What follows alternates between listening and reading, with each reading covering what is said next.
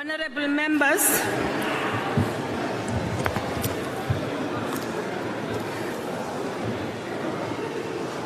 order, honorable members. Hlala phansi. Sit down, honorable member.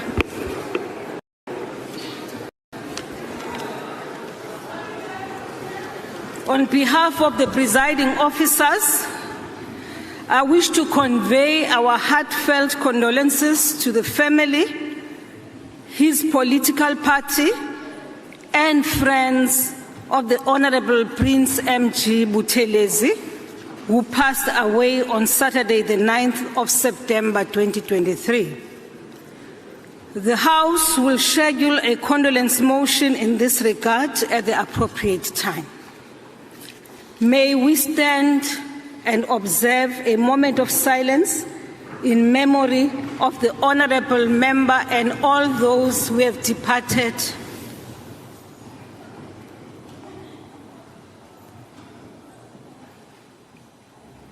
Thank you. Honorable members,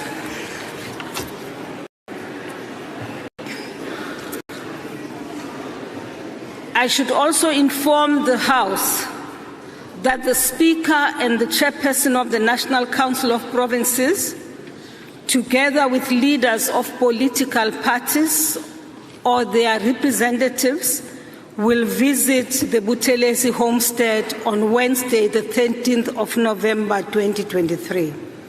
I thank you.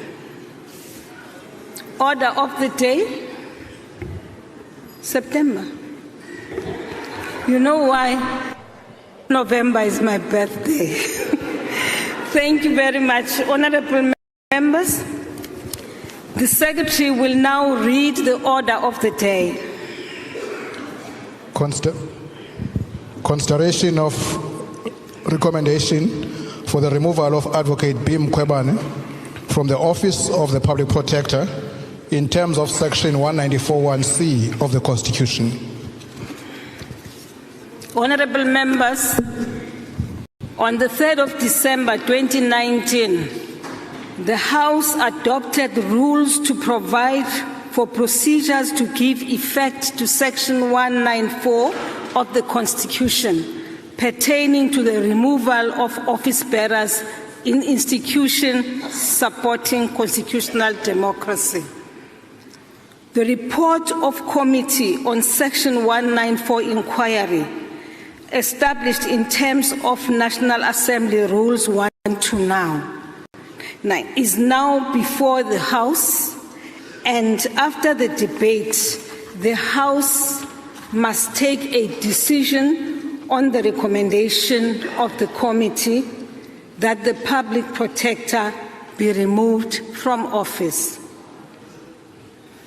At this point, honorable members, I have a list of speakers, and I now invite the chairperson of the committee, the Section 194 committee, Honorable Richard Gcaleka.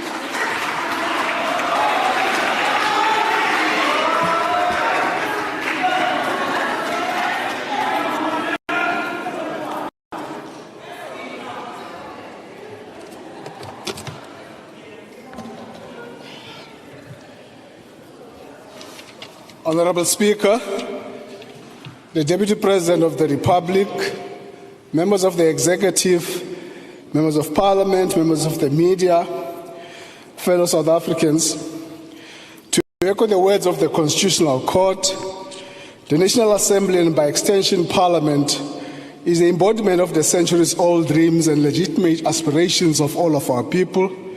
It is the voice of all South Africans, especially the poor, the voiceless, and the least remembered. It is a watchdog of state resources, the enforcer of fiscal discipline, and cost effectiveness for common good of all of our people. It also bears the responsibility to play an oversight role over the executive and state organs and ensure that constitutional and statutory obligations are properly executed. Parliament is the mouthpiece, the eyes and the service delivery ensuring machinery of the people No doubt, it is an irreplaceable feature of good governance in South Africa. The Public Protector is established by Section 181A of the Constitution as one of the institutions set up for a very important purpose of supporting and strengthening our democracy. The Constitution, in unambiguous terms, provides that the Public Protector is independent and subject only to the Constitution and the law, and it must be impartial and exercise its powers and perform its functions without fear, favor, or prejudice. Moreover, the Constitution enjoins organs of state through legislative and other measures to assist and protect the Public Protector, to ensure its independence, impartiality, dignity, and effectiveness. The Public Protector, like other Chapter 9 institutions, is accountable to the National Assembly. Accountability is the cornerstone upon which the Constitution is built. It is the pillar that drives our constitutional dispensation. Accountability, together with the responsiveness and openness, are the cornerstones of our democracy. And all of these values entrench a culture of justification and explanation of one's actions. The Supreme Court of Appeal explained, to ensure a functional, accountable, constitutional democracy, the drafters of our Constitution place limits on the exercise of power. Institutions and office bearers must work within the law and must be accountable. Put simply, ours is a government of laws and not of men or women. The committee thus found itself in an unenviable position, one that every South African would hope is never repeated, where it had to hold to account the very person appointed to investigate impropriety and improper conduct in state affairs. The charges against Advocate Mkhwebane, based on the grounds of misconduct and incompetence, were serious and related largely to matters in which all South Africans have an interest and which impacted us all. These included alleged misconduct in respect of the reports of the South African Reserve Bank and the Free Dairy Project.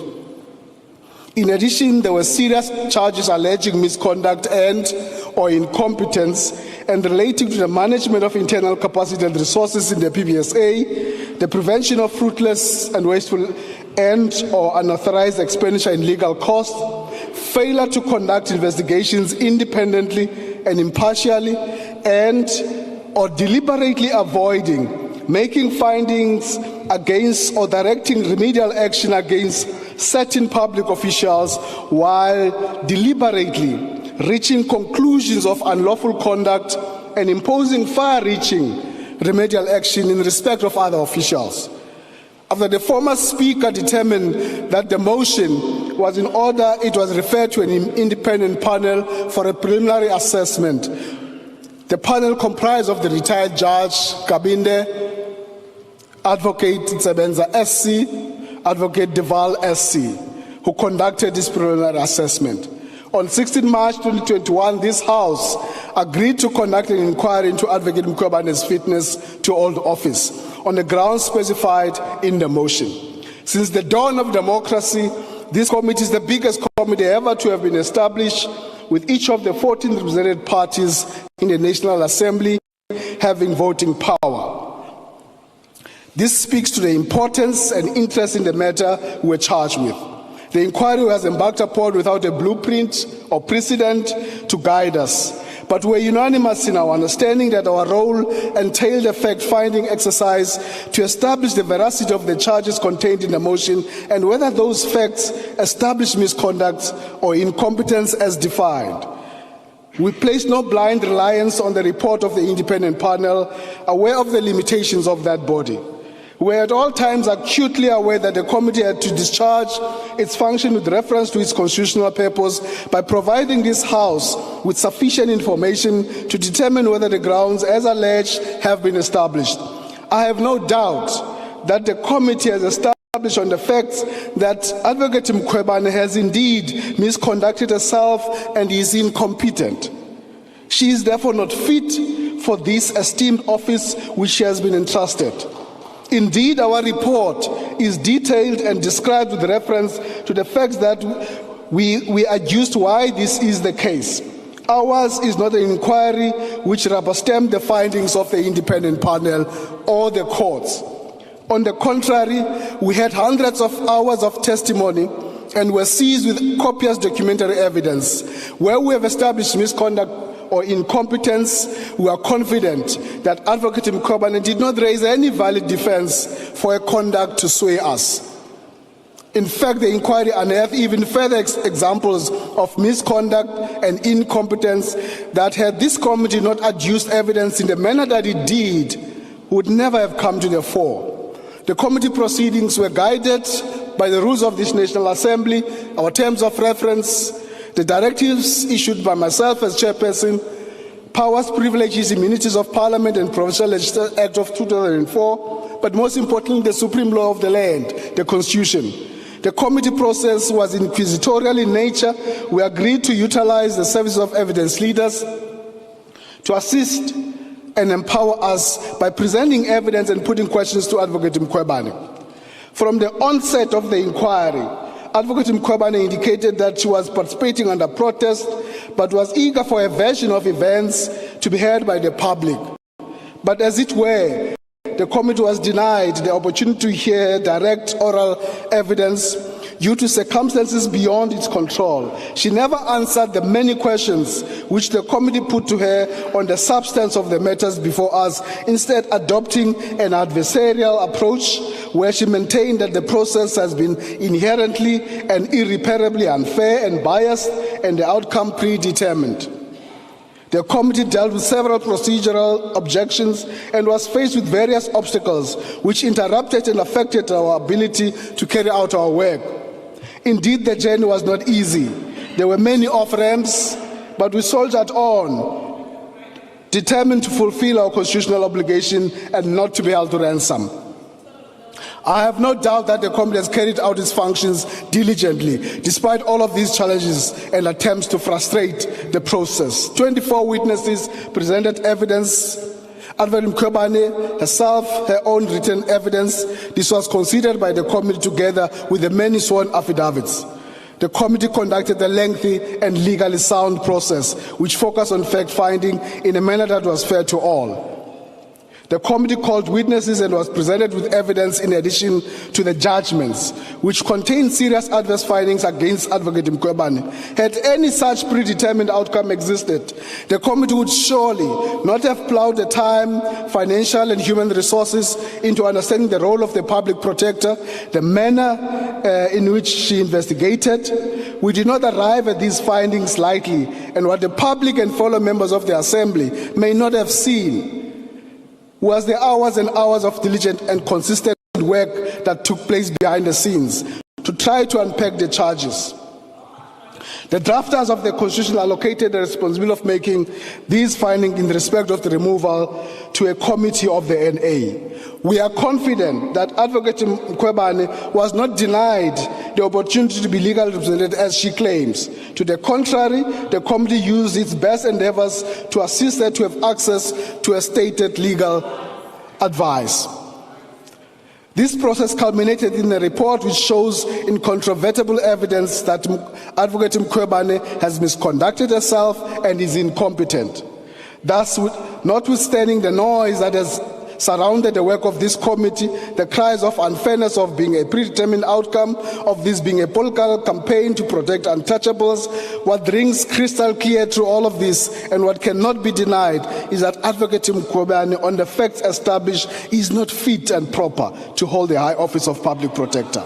The success of our work has been made possible by honorable members of that committee who are robust and committed to duty, the evidence leaders, Parliamentary Constitutional Affairs Office, entire support staff, the media covering our work, each of the 24 witnesses, the independent panel for their work. Most importantly, we thank the members of the South African public. The work we do in holding those that will public accountable is not always easy, but we persevered, steadfast in our commitment to you, our people. We believe that we have executed our duties to the best of our abilities. Where we have fallen short, we will learn from it. I have no doubt that this process will forever be recorded in the history books of our nation as a reminder to every person who performs a public function that you are accountable for your actions. With humility, herewith, I table this to this august House, the report of the Ad Hoc Committee of Section 194 for your consideration. I thank you. Thank you, Honorable Gyanji, for the report. Honorable members, I now invite the Honorable Dr. A.T. Lotret.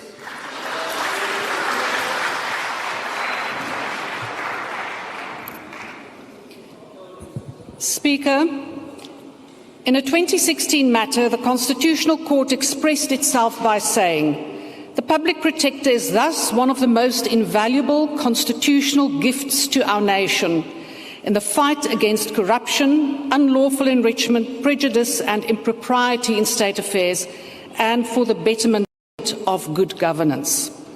And I agree, Speaker. The office of the Public Protector is one of the most invaluable gifts to our nation. But provided that the incumbent to that office lives up to and complies with a set of values, principles and requirements required of a public protector. But let's look at what is expected and required of a public protector, as very well summarised by Mr. Hassan Ibrahim when he appeared before the Section 194 Committee. At the very least, the Public Protector must meet the constitutional requirement of being fit and proper as an objective requirement. The Public Protector must be beyond reproach, a person of stature and suitably qualified, acting with dedication and capable of maintaining high standards. The Public Protector should be conscientious and have the integrity required to be entrusted with the responsibilities of the office of the Public Protector and to discharge the substantial constitutional duties and obligations. Added to this, the Public Protector must exercise functions with actual and demonstrable independence, impartiality, dignity and effectiveness. What is also important that the Public Protector must maintain credibility, scrupulous honesty and personal integrity.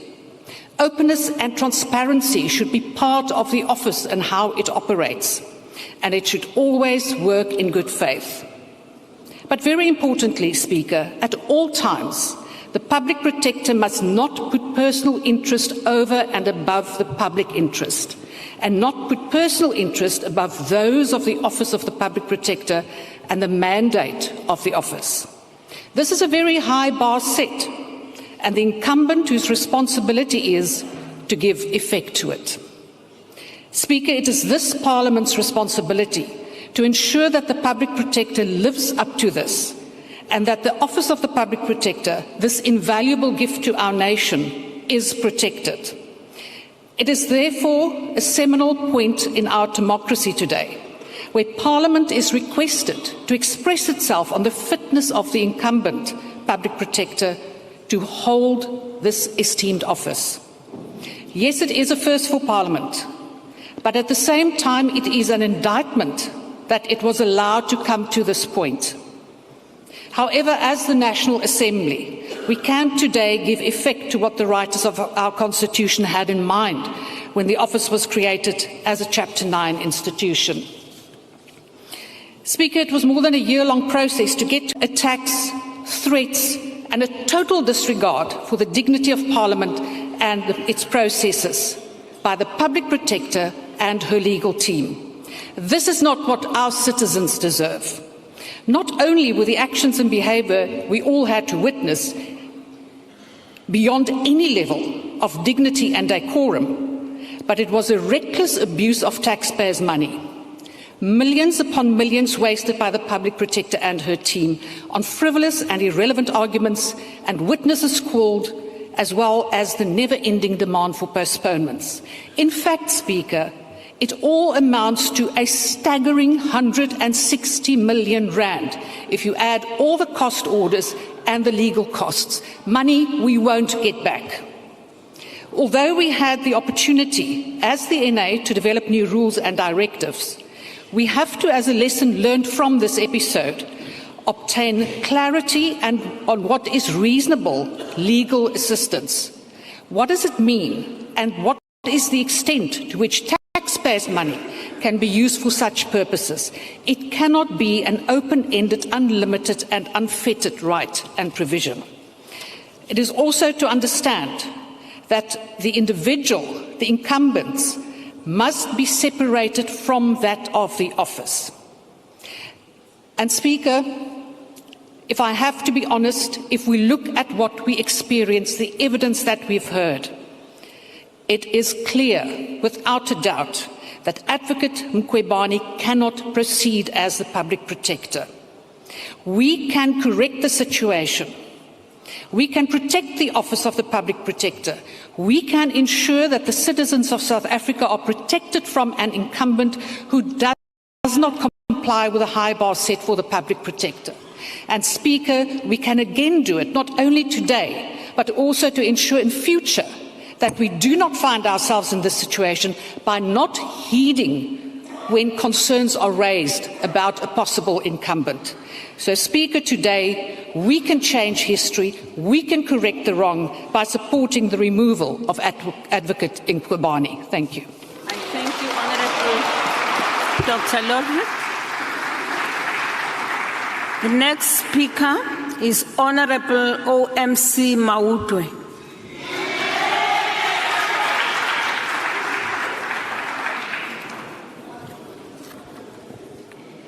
Thank you very much, Speaker. Speaker, myself and the President of the EFF participated in this process from its inception. The President of the EFF would have been here to participate in this debate if he was not persecuted by the alliance of the ANC and the white right-wingers who have now forced him to appear in court on frivolous charges. The report we are required to endorse today is a product of a process that has been grossly unfair to the Public Protector and which has been nothing more than a vindictive political witch hunt against the PP. As the old English saying goes, in matters of conscience, the law of majority does not work. Here today, Speaker, the uninformed majority seeks to railroad all of us to impeach a person not liked by the establishment. Here today, we see Parliament being used to break the law in order to protect the powerful. This report was hurried and ignored basic principles of fairness that are normal and ought not to be negotiated in a process such as this one. It is a clear demonstration of the determination of the chairperson to move with speed to impeach the PP regardless of the litany of procedural mishaps committed by the committee since inception. The hurried nature in which this report has been prepared lays credence to the view held by the PP that this is a frivolous political process meant to punish a person who is not compliant with the dominant narrative which seeks to uphold or hold up the current head of state as a saint. Apart from the many procedural own goals, Speaker, by the chairperson and the committee, the most important issue at the moment is that the PP has not had legal representation in the committee since the termination of the funding for legal fees by the acting PP since the end of March. The acting PP's belated offering of a 4 million rand has been mired in controversy, which has not allowed the Public Protector space to have legal representation. Firstly, the acting PP indicated that Advocate Mkhwebane must appoint her legal representative herself and manage the additional 4 million that the office of the PP made available as she wishes. This was unheard of and placed the PP in a very precarious position because she is here to account for her performance as the PP and not as a private individual. Secondly, this committee railroaded the PP to have the state attorney as the attorney of record. This was done despite the PP having raised concerns about the conflict of interest of the state attorney. This was disregarded by the committee again, further exposing the PP to a state-sanctioned witch hunt whose figurehead has always been the chairperson. When the PP finally managed to appoint Chinese attorneys, the committee refused to give them time to acquaint themselves with the record. On what basis were the attorneys going to brief counsel if they themselves did not have an opportunity to study the record and get to know the case? Chairperson, Speaker, Rule 129AD requires that this committee must conduct its proceedings in a reasonable and procedurally fair manner. You can never claim that the conduct of the chair was reasonable or unfair in the manner he has handled this issue. From the initial directives that the chairperson issued right up to the end, this process has been grossly unfair to the PP. The findings in the report that the PP demonstrated incompetence in relation to the charges against what she faced were therefore predetermined. This is the mandate that the chairperson and the evidence leaders were given, and these findings were made without affording the PP with her constitutionally enshrined rights to legal representation. The fact that the report mentioned that the process will be moved after the term of this PP expires in October is proof enough that this process is no longer about justice, but about punishing an individual. Parliament can be reduced to a tool for punishing individual who seeks to disagree with the powerful. We therefore reject the report, and we reject the political witch hunt initiated by the DA and supported by the ANC alliance to punish Advocate Mkhwebane in order to protect Mr. Ramaphosa. We reiterate our stance as the EFF that we reserve our right to take this report and the illegal adoption of this report by this Parliament on judicial review, and we invite all interested parties to join us in doing so, including Advocate Mkhwebane herself and all justice-loving individuals in this country. I thank you. Thank you, Honorable Mautwe. The next speaker is Honorable Zet Majozi.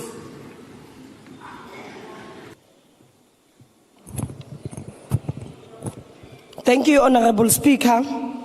It is with a heavy heart that I quote the IFP founder, parliamentary leader and President Emeritus, His Excellency Prince Mangosuthu Buthelezi, who sadly passed on this past Saturday. His Excellency once said, and I quote, "We have within us the DNA of unity, of integrity and truth. Over 44 years of the IFP establishment and legacy, we have consistently been the champions of democratic ideals. Throughout the liberation struggle, no matter the twists and turns, Inkatha remained true to its mission." And I close quote. As we continue with the work of Parliament today, and for the years to come, may we all be guided by the unity, integrity and truth that His Excellency stood for. Honorable Speaker, the core function of the Public Protector is to investigate any conduct of government and administration that is seen as improper and prejudice, as their main objective is to defend democracy and its citizens. Ironically, the Committee on the Section 194 inquiry had to deal with many unnecessary obstacles caused by the Advocate Mkhwebane, which made it extremely difficult for us to ensure that recommendations were reached within a suitable time frame. South Africans deserve a public protector who is both competent and impartial, and one who does not allow personal politics and dictate how the office is run. The occupant of the Public Protector's office must be unbiased, exercise its power, and perform its functions within fear, favor, and prejudice. The Public Protector must be able to investigate matters and protect the public against issues such as maladministration in connection with the affairs of government or improper conduct by the person performing a public function, which includes the President of the country. It took the committee 14 months to reach a concluding recommendation, a draft report. However, it was not a fault of the committee. Rather, it can be attributed to the relentless kick for charge tactics employed by the Public Protector. The committee was essentially held at ransom for 14 months, dictated to by legal teams that were either not present or not adequately prepared. For over a year, state resources were wasted by a person who was supposed to act as a custodian of the Chapter 9 institution. Chapter 9 institutions are the backbone of our democratic institution, as they protect citizens against decisions that are not in their best interest. Based on the evidence provided in the form of both verbal and written reports, it has given us shocking insights to see that suspended Public Protector Advocate Mkhwebane is guilty of misconduct for ignoring various findings and victimizing officials during her tenure. She, as the figurehead of Chapter 9 institution, should have been promoting transparency and accountability. Yet the Section 194 Inquiry Committee was forced to become a public protector and perform a very function she was mandated to. It is unfortunate that the committee had to exercise the full extent of its parliamentary power and might to engage with the public protector, as she was obstructive in promoting the principles of accountability and transparency. Our country can ill afford to have an integrity of accountability structures, as crucial as the Public Protector's Office being called into question.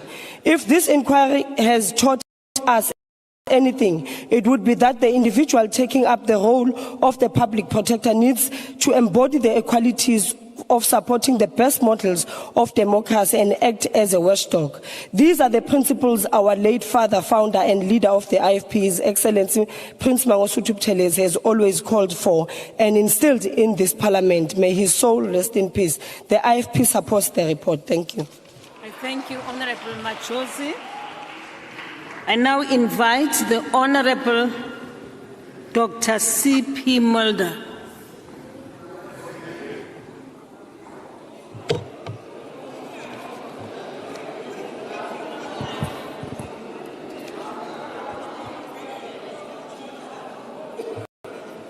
Honourable Speaker, Honourable Deputy President, colleagues. Today is rather a sad day. It's a sad day because for the first time since 1994 we are discussing the removal of the chairperson of a Chapter 9 institution. It's a sad day. Chapter 9 is a very important part of our Constitution. It deals with state institutions supporting constitutional democracy. The PP is the first to be mentioned in that section of the Constitution. In the past 18 months, the Section 194 Committee dealt with this matter. It was the most comprehensive, most thorough and most fair investigation process in Parliament since 1994. This is the document. This is the work, 404 pages that we dealt with. That was the document that we dealt with, the report. At the first full meeting of the committee, after having listened to the exposé of the Public Protector's legal representative, I said the following. I said in the committee that the strategy of the Public Protector was very clear. Drag this process out as long as possible, frustrate Parliament and try every trick in the book to make it impossible to make a finding. A legal representative at the time took a very strong exception to what I said. But after 18 months, we all know that I was right. The strategy was further to create the impression of a vulnerable poor victim of an evil conspiracy.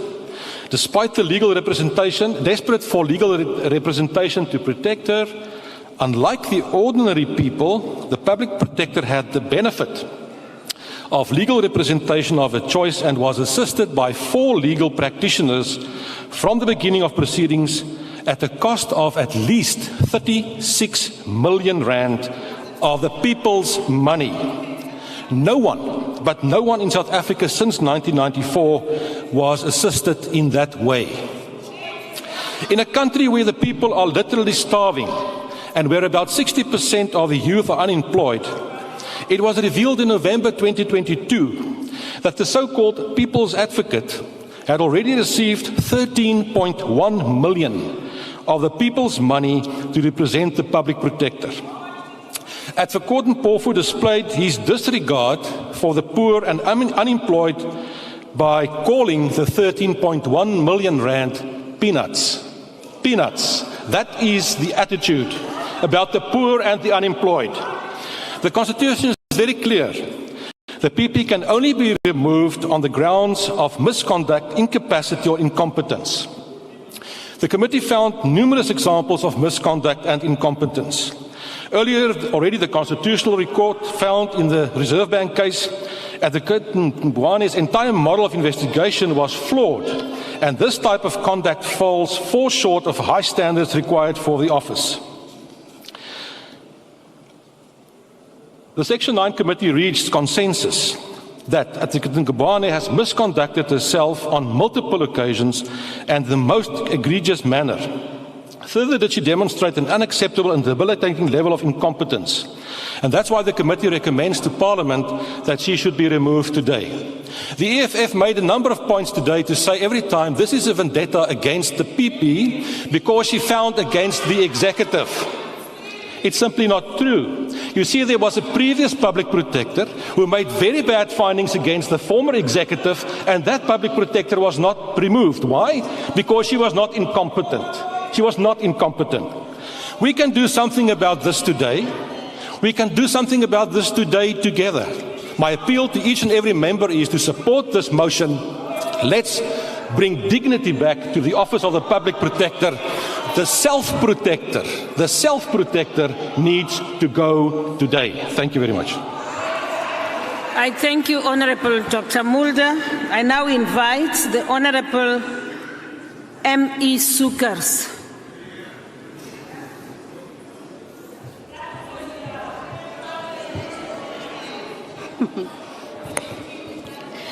Honourable Speaker, there has been a concerted effort to discredit this process.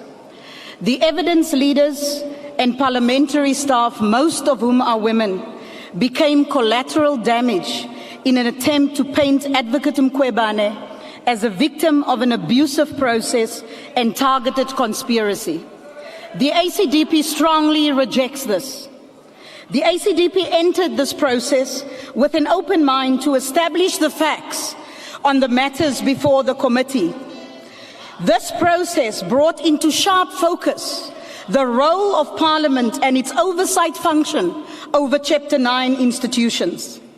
It is our responsibility as office bearers to maintain and uphold the principles of our constitutional democracy. It is our duty of office and our duty to the people of this nation that should be our primary concern. The cost of this inquiry is carried by the taxpayer. We cannot separate the cost from the overall aims of the inquiry or the constitutional obligation of the individual who occupies this office. For us not to mention the flagrant disregard for constitutional duty and obligation as it relates to accountability displayed by Advocate Mkhwebane would be amiss. Mr. Hassan Ibrahim, in his address to the committee, likened the public protector to a superhero. He articulated the intention of the drafters of our Constitution in an idealism that is regrettably missing in the public service today. The high ideals that would place consideration of the poor and the vulnerable above self. There is no greater form of elitism but for the poor to beg on their knees for their schools to remain open, and for the public servants to have an open check to defend poor decision-making in long drawn-out battles in court on the public's dime. Such court expenses robs the poor of justice, justice which they cannot afford in a court of law. In the end, the deliberate delays, the escalation in cost because of it, and the behavior of the current public protector through a legal representatives of choice was an insult to this Parliament of the people, which he is accountable to. The process demands fairness and an open mind. The principles of fairness to the individual who is the subject of the inquiry cannot be at the expense of the people of South Africa. It is our submission that the outcome of the inquiry speaks to these principles of fairness, but with the people of South Africa in mind and the constitutional obligation put upon the public protector foremost. The political theater that grabbed the attention of the nation showed a blatant disregard for the ideals that so-called liberation heroes profess. People like Mr. van Lochenberg and Mr. Samuel were mistreated in this Parliament of the people. Their right to dignity and fairness flagrantly disregarded, as was the concerns and the rights of the people of Vrede. I thank you. Thank you, Honorable Sukers. I now invite the Honorable General Bantu Olumisa.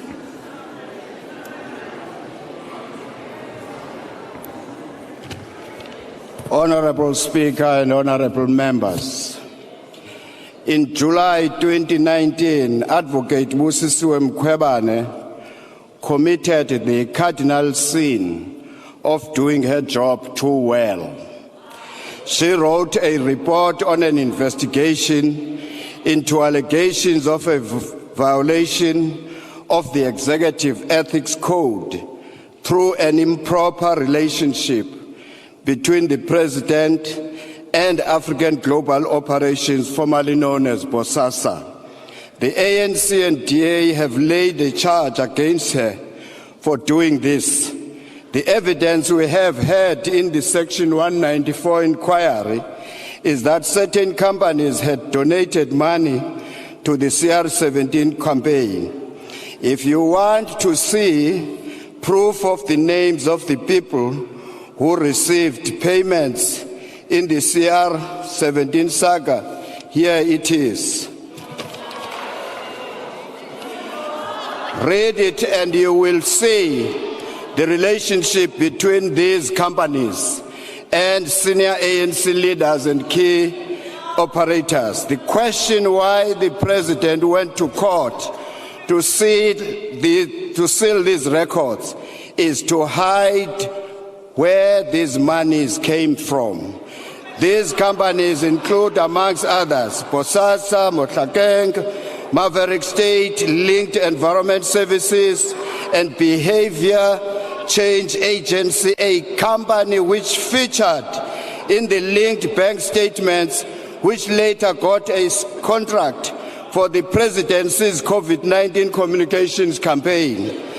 It wasn't the usual suspects like the big companies, but it was companies that were systematically pilfered through government departments and municipalities who funded this campaign. It is ironic that former DA leader Mmusi Mkhwebane, who raised the alarm and took the matter to the Public Protector, found himself out in the cold, and now the DA is in cahoots with the ANC to remove Advocate Mkhwebane. Is this why my money was sacrificed?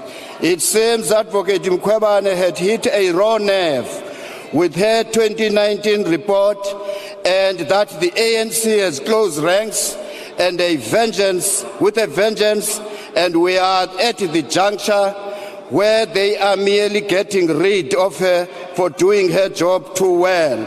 Finally, the House should come up with a mechanism to establish which companies are doing business with government and had donated to this campaign, and why monies had ended up in some cabinet members' pockets, as shown in this document.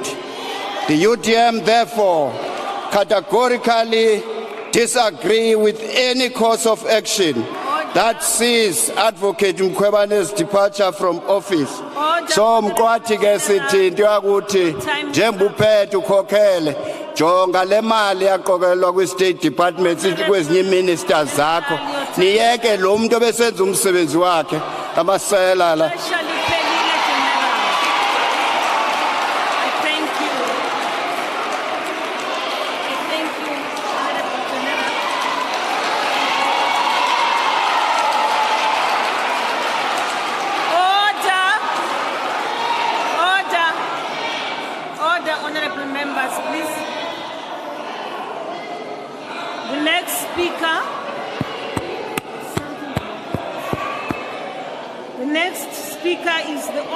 The Deputy Chief Whip of the Majority Party. Thank you, Honorable Speaker, Deputy Speaker, His Excellency the Deputy President, members of the Executive, our colleagues, members of Parliament, our guests in the gallery. Honorable Speaker, when the office of an Ombud or Public Protector in the new constitutional dispensation was first proposed in this country, the ANC, in its policy document entitled Ready to Govern, Policy Guidelines on a Democratic South Africa said, and I quote, the ANC proposes that a full-time independent office of the Ombudsman should be created with wide powers to investigate complaints against members of the public service and other holders of public office, and to investigate allegations of corruption, abuse of their powers, rudeness, and maladministration. The Ombudsman shall have the power to provide adequate remedies. He or she shall be appointed by and answerable to Parliament.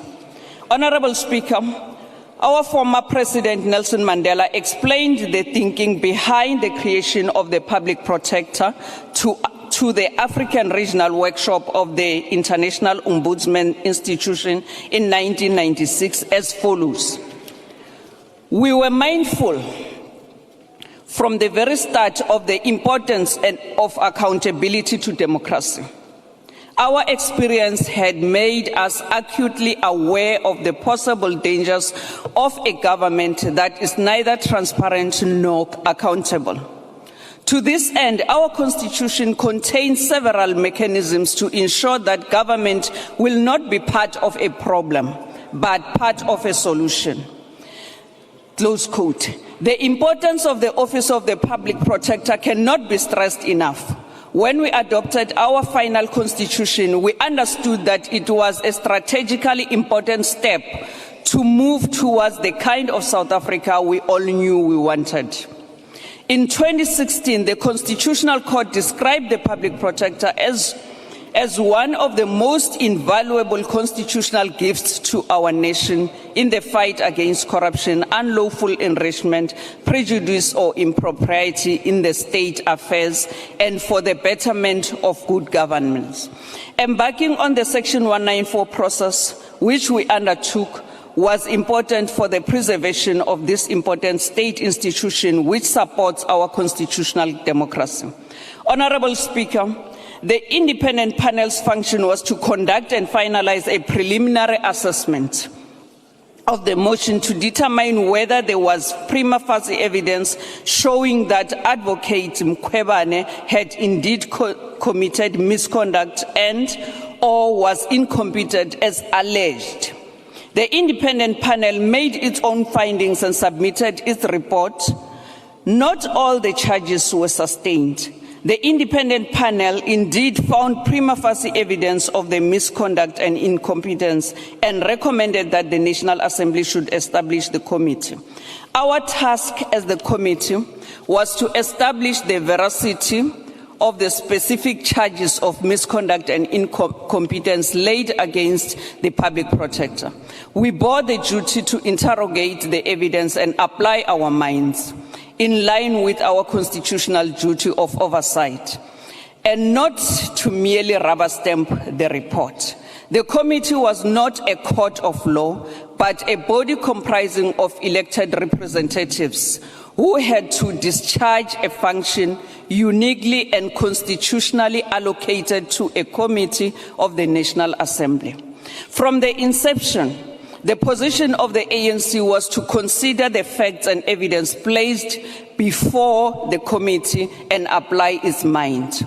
We approached the work with an open and inquiring mind. We had no predetermined outcomes. We heeded the caution made by the chairperson that we should stay focused at all times, pursue the facts and evidence, adhere to the procedural fairness, uphold the rule of natural justice, audi alteram partem, and stand on rationality. This would help members avoid being trapped in the two extremes that were out there. The one extreme being that the Public Protector was not fit to hold office, and the other extreme being that the Public Protector was fit to hold office, and therefore there was no need for this inquiry. The ANC was consistently present in every meeting. We engaged with the evidence, posed questions to the witnesses, and most importantly, engaged the Public Protector's sworn statements and posed written questions to her. Fairness, was demonstrated at all material times. Advocate Mkhwebane was given the opportunity to present her own statement and cross-examine all witnesses.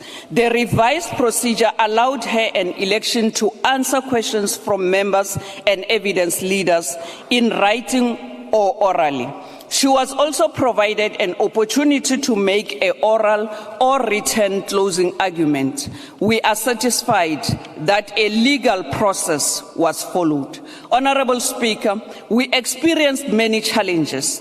Understandably, this was a novel process after all. Many things could have derailed our work, but we kept our focus. We understood that Section 237 of the Constitution charges us to perform our constitutional obligations without delay. In respect of the allegation proffered against the Advocate Mkhwebane, and having considered the evidence, we share the committee's view that Advocate Mkhwebane misconducted herself and displayed incompetence. Advocate Mkhwebane has also repeatedly neglected her duties and that of a constitutional office bearer, an officer of the court, and an organ of state bears. The inadequacies in the Friede investigations and the excesses of the lifeboat investigation, both of which caused serious harm, are such that they would have destroyed a reasonable member of the public's confidence in her ability to discharge her duties and functions. Honorable Speaker, Ms. Caroline Zulu Sokoni gave evidence based on her role as the Public Protector of the Republic of Zambia and said the Ombudsman is the only institution which the poor can call upon. We should not allow those poor people to lose heart and lose faith in the institution that has been set up for them. Ngalogo somlomo lohloniphekile sithi nangabe kuneliphenyo lelikhona lelendekako kufanele ukuthi nalabo labathinzekako bonke, especially labo lekufanele bahlomule kulowo mklamo, kufanele babe sebayabudwa nabo kuthi kwendekani kuloko. Kepha kuleli phenyo lelendekile laseFriede amange bantu babudwe, labo labathinzekako, labo labahluphekile, labo hulumende labalungisele ukuthi kufanele bahlomule kulomklamo bashiywa ngaphandle bangabudwa. So ngaloko sivumelana naye Ms. Zulu Sokoni kulesiphetho sakhe lasishito ukuthi vele kufanele leli office libe le-office lebantu labahluphekile. Ngiyabonga. I thank you, Honorable Deputy Chief Whip. Our next speaker is the Honorable V. Zungula.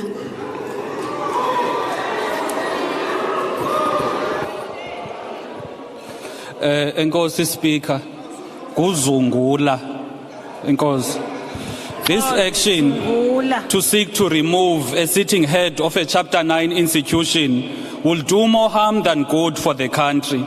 Effectively, the DA-led ruling party is sending a strong message that if you are in public service and you don't toe the line of the ruling party, the party will embarrass and chase you out of office. Never has it happened anywhere in the world where a sitting ombudsman is removed, especially after finding against the powerful presidents and ministers. Who's next in this hateful brutality? Is it going to be IEC commissioners, judges in the Electoral Court? Basically, everyone who dares to uphold the law and constitution will be met with the wrath of the DA-led ruling party. This action is clearly set out to make independent Chapter 9 institutions to work in fear. It's either you rule in favor of the most powerful sections of society or you'll be punished. Yes, all people must account. Hence we say the removal of a public protector should be based on strong and justifiable grounds to prevent any erosion of this vital office. The process to determine the fitness of the public protector was filled with bias against Advocate Mkhwebane. It is a fact that Advocate Mkhwebane from the onset had to fight up until the level of the Constitutional Court for legal representation in the inquiry. The bribery allegations against 3 members of the ANC is still under investigation by the SAPS. How can Parliament proceed with impeachment, yet these damning allegations that erode the credibility of the process are still under investigation? The committee, once more, was in contempt of court when it proceeded to work, while Advocate Mkhwebane was not legally represented by lawyers of her choice. The process was unjustifiably rushed. The changing method for Advocate Mkhwebane from oral to written testimony is an example of how eager the ruling party wanted to finish this before her term ends, so that it gets to this point of removing her. It is also common cause that the change from oral to written testimony is something that was prophesied by the late Honorable Jomat Peterson, which means indeed there was a predetermined outcome. A process to remove a public protector must be free from bias and actions that erode the credibility of the process. With that being said, we as the ATM are not going to support a hateful resolution that is akin to the apartheid parliament creating a law to keep Robert Sobukwe in prison indefinitely. To Advocate Mkhwebane, uzimo akukhusele lenkohlakala yenziwa yi-DA ekhokhela i-ANC ayizuphumelela. I thank you, Honorable Zungula. The next speaker on our list is Honorable B.N. Heron. Thank you, Madam Speaker. Madam Speaker, the sorry saga of Advocate Mkhwebane's tempestuous occupancy and now forced removal from the Office of Public Protector reflects the steady politicisation of the office that was not the intent of the drafters of Chapter 9 of the Constitution. Mkhwebane's legal strategy not to respond to evidence placed before her at the Section 194 inquiry denied the country the opportunity to hear her perspectives.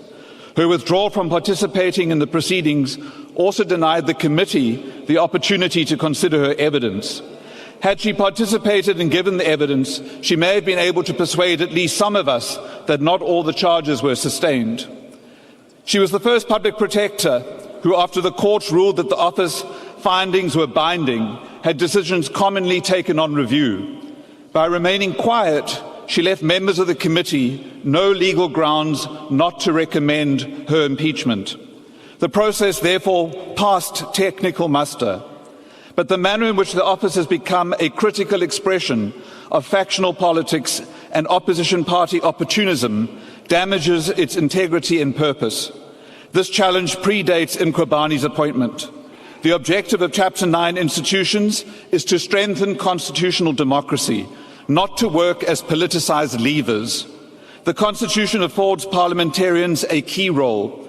The institutions must be independent and impartial, may not be interfered with by any person or organ of state, and are accountable to the National Assembly. Chapter 9 lists 5 functions for the Public Protector, the first of which is to investigate any conduct in state affairs or in public administration in any sphere of government that is alleged or suspected to be improper or to result in any impropriety or prejudice. Another function critical to the right of the people to hold the state to account states that the office must be accessible to all persons and communities. But what has happened over the past decade or so is that politicians have increasingly used the office as a political football to pursue political goals, including litigating against perceived enemies without having to incur legal fees. The Executive Ethics Act demands that the Public Protector investigate any alleged breach of the Act and Code. The only hedge that we have to insulate this requirement from subjective political abuse is the integrity of the office bearer. Mkhwebane's removal will be a victory for some politicians, though not necessarily for the integrity of the systems. What we should be asking ourselves is what this process has taught us about the appointment of public protectors and how to prevent the office being subsumed by political interest.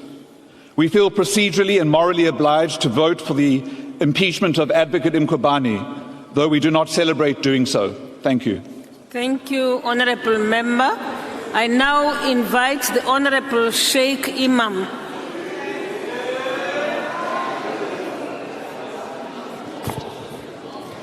Thank you, Honorable Speaker. Let me start off by saying that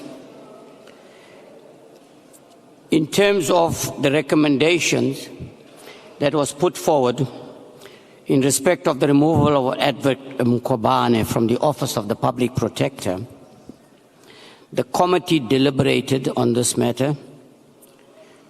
Millions of rands have been spent, waste of taxpayers' money. If you see what the current Minister of Finance says, the financial situation we find ourselves in this country, but just look at the amount of money that has been wasted on this matter. Now, very importantly, Honorable Speaker, I find a level of hypocrisy in this House, and let me tell you why I say that.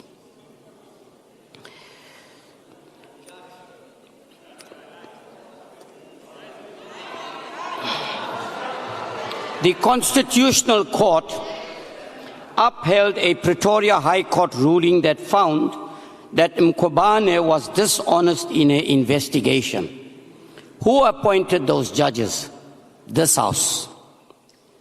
The Public Protector lost an application for leave to appeal an order by the High Court in February 2018. Who appointed those judges? This House. A full bench of the High Court set aside a controversial report and its remedial action, which ordered the SIU to recover more than 1 billion rand from APSA. Who appointed those judges? This very House. Honorable Sheikh Imam, I'm really sorry. Please take a seat. Take a seat. What is your point of order, Honorable Member? The point of order is that Parliament does not appoint judges. The Speaker on the podium is misleading the House. I'm calling a point of order on that one. He must stick to his speech. He must not mislead this House. Thank you very much. Honorable Kalipi, take your seat. You may proceed, Honorable Member. Thank you very much. Recommendations do come to this House, does come through to the committees, okay? But no one in this particular House has ever rejected, nobody in this House have ever rejected or raised concerns about any of the judges, even when they were appointed by the Judge President in this country. Honorable Sheikh Imam, I'm really sorry. Take your seat. Honorable Shivambo. Not when a member stands up here and says that we are responsible for the appointment of judges, it's misleading the House and it's misleading all of us. And it's purposeful. We understand the limitations of the NFP and that they're not coming back next year, but don't mislead us. We are not responsible for appointment of judges. It's done elsewhere. It's not us. And to repeat that as if it's a factual basis, it's misleading, and we must not allow that to just pass. It's not a point of debate. It's a factual issue. We are not responsible as members of Parliament for the appointment of judges. And the member must withdraw that particular nonsensical insinuation. It's as simple as that. You've made your point. Order. Honorable Shivambo, you are partly correct. But if I may also correct you, members of Parliament, Parliament is represented. It just holds. Parliament is part of the processes of appointing judges. So can we leave it at that? There's no need for us to debate on the matter. Thank you very much, honorable members. Proceed, honorable member. I think Honorable Shivambu should attend to the crisis in his political party, firing 200 some odd members, asking his members to be corrupt in going to fine 1.5 million rand for transport. Let me also say to all these other EFF members, don't you worry, you'll be next, and you'll be next, and you'll be next, and you'll be next. All of you soon.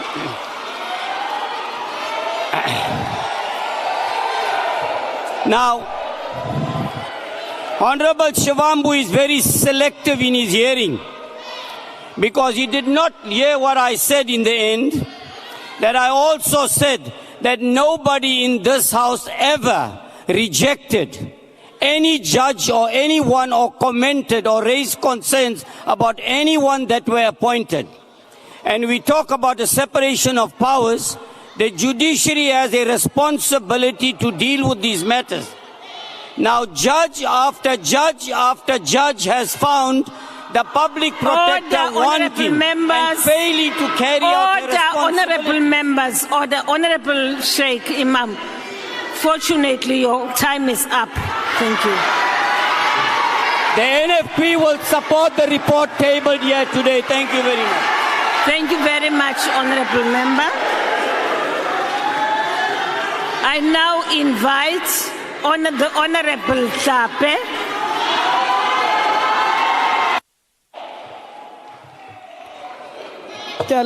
Musa Khotla, Deputy President, members of Executive, honorable members.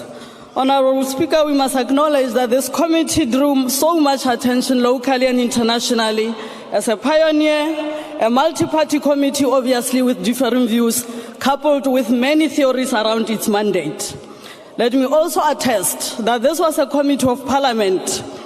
And interestingly, as members, we agreed on the basic principles or guidelines that would have navigated us through uncharted waters.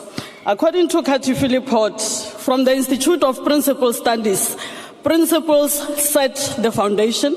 They recognize what is true in new or unknown situations. So principles, in a way, helped us as a committee to interpret and apply the truth to the evidence we received, hence the outcome today. So as the committee, we became principled and chose gore ga re kitla re seka motho re ya go seka molato ra ba ra tsaya kgakollo go tswa mo go Davis Thorio ha na re go botlhokwa gore o lebileng se se botlhokwa ke se o se bonang. It's not what you look at that matters, it is what you see. So some of the wrongs we saw when we looked at the PPSA and the evidence that was put before us are the following: weaponized and misuse of disciplinary policy to instill fear, intimidate and victimize some employees, whereas the policy requires that disciplinary measures be fair, not punitive, and be used as a corrective measure.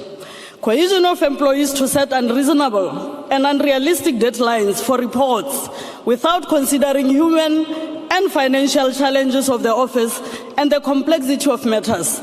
This resulted in employees rushing to complete investigations to maliciously comply because they feared audit letters and subsequent disciplinary actions that often followed.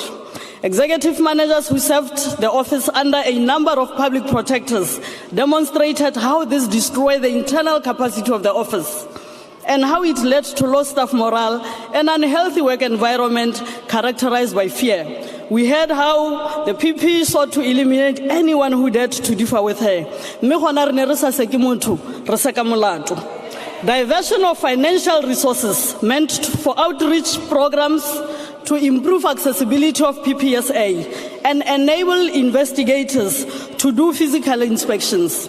Investigators were left only with being able to conduct desktop investigations, thereby impacting on effectiveness and litigations due to poorly conducted cases.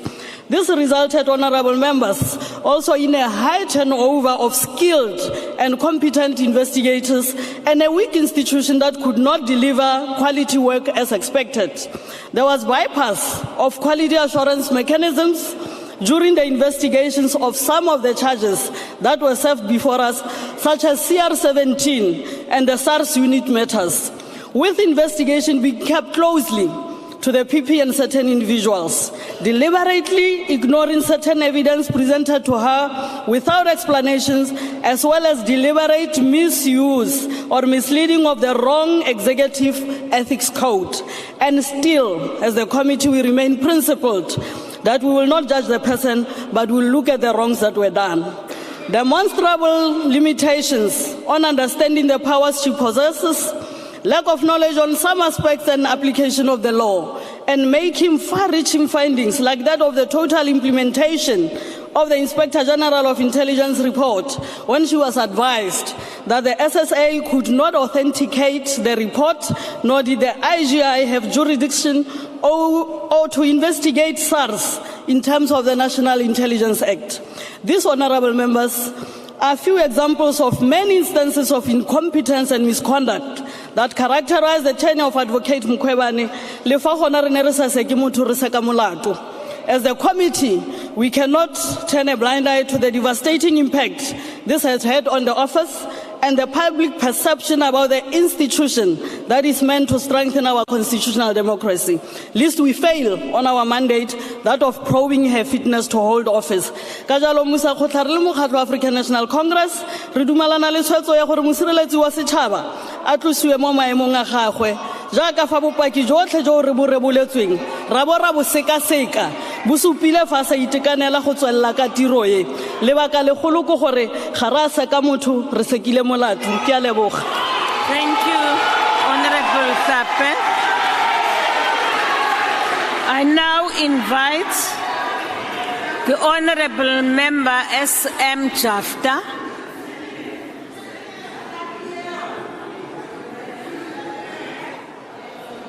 Thank you, Honorable Speaker.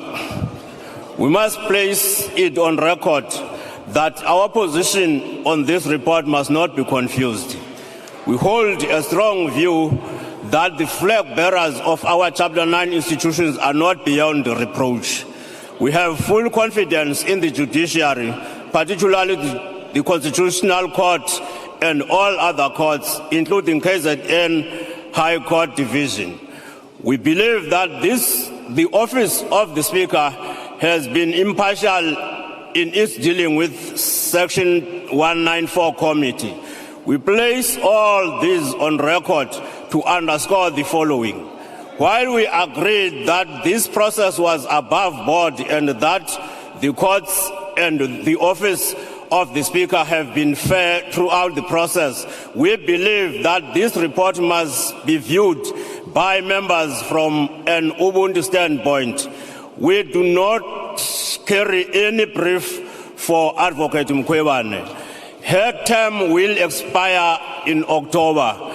Impeaching her just a month before it expires would be in line with the principle of Ubuntu, which has since been accepted as one of the values of the Constitution.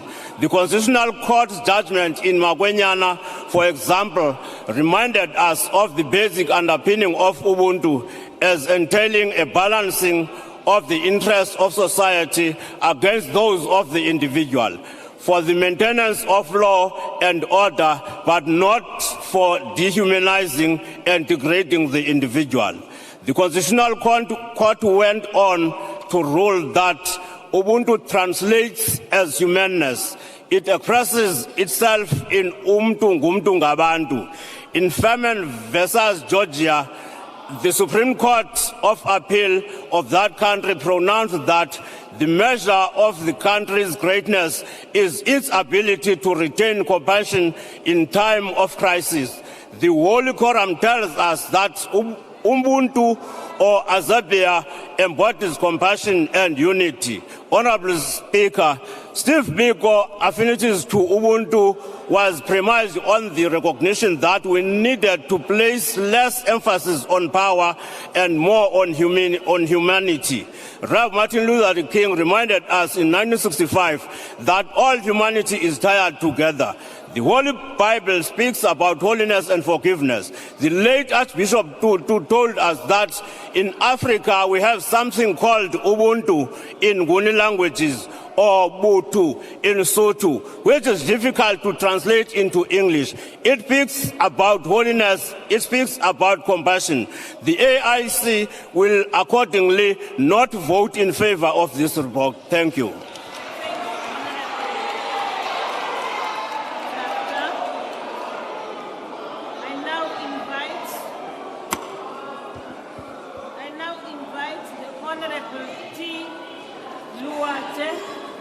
Honorable T. Luate This is his maiden speech, honorable members. Honorable Speaker, on the 14th October 2016, the term of office for Advocate Thuli Madonsela as Public Protector came to a glorious full-time conclusion. With the present Public Protector, court judgment after court judgment have been scathing of her failure to understand the law and her role as the Public Protector. She dabbed in politics. This was utterly wrong. Advocate Thuli exemplified how a Public Protector should go about her work. No Public Protector should ever do that. Advocate Mkhwebane allegedly collaborated in secret with the former State Security Agency, former Director General Arthur Fraser, and also with former President Jacob Zuma during the CICX report investigation. This made her position as Public Protector totally untenable. A new Public Protector must sever all ties with political parties, particularly the governing party, and become a committed servant of the law, the Constitution, and the people. A new Public Protector must do what Thomas Becker, a great friend of King Henry VIII, did when he was appointed Archbishop of Canterbury. He gave up being Lord Chancellor and placed the interest of our church, of the church, up front and center. Politics took a backseat. Misdemeanors by the powerful must be confronted head-on, constitutionally, and in the true interest of our people and the country. Hard lessons have been learned. Today we are called upon to consider impeachment of the Public Protector Advocate Busisiwe Mkhwebane, as recommended by the Section 194 Committee.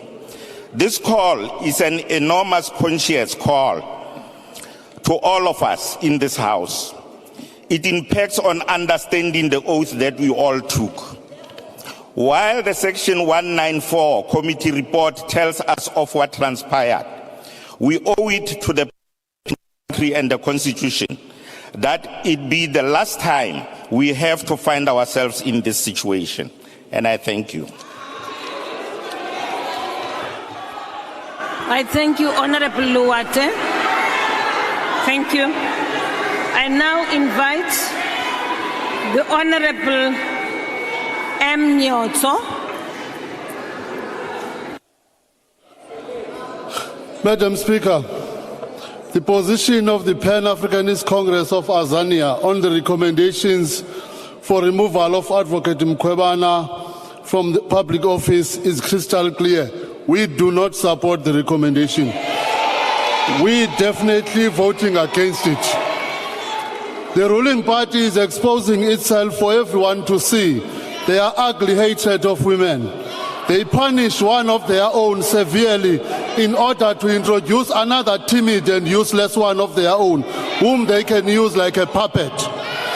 Advocate Mkhwebane is used as a pawn in an internal power struggle of the ANC.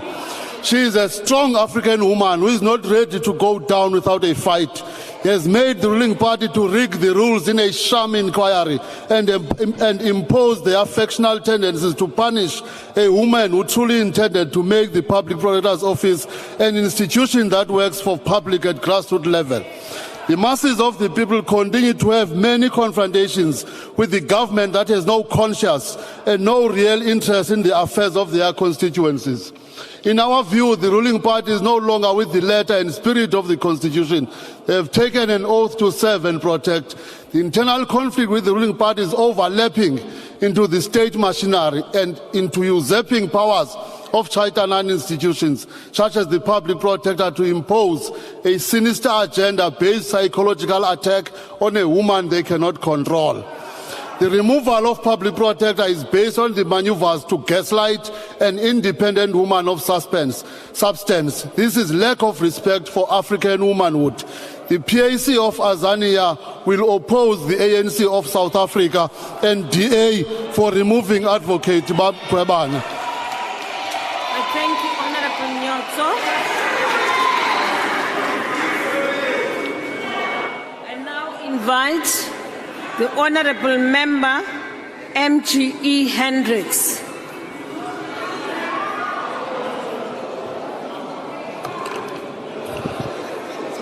Thank you very much, Honourable Speaker. Honourable Speaker, I would like to take this opportunity to thank the Chairman of the committee for his fairness and his leadership, and the members of the committee for the decorum where everyone was treated equally. Honourable Chair, this was a learning experience. It was the first time for many of us and many experienced honourable members.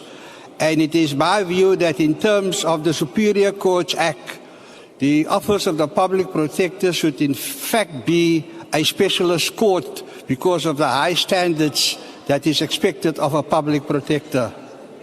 Honourable Speaker, this was an expensive DA motion, 160 million. I think that's why 60 of the ANC members abstained from that motion. Al-Jamaa accepts the report but not the harsh sanction. We call for a lesser penalty, but political parties voted according to party lines. I want to thank the Public Protector for her hard work. She got 3 consecutive clean audits, which previous Public Protectors did not achieve. She cracked the whip when she came because many in the office were lazy bums and drag cases. However, the buck stops with the Public Protector, so I suppose she must fall on her sword. Even if 90% of the cases that was dealt with was dealt by other members in the department. To take away her pension and benefit is too harsh. The offence she was found guilty was a concern, but not impeachable. The ANC must be more careful in the future to support motions of the DA. Thank you very much. Thank you, Honourable Hendricks. I now invite the Honourable Dr. M.M. Gondwe.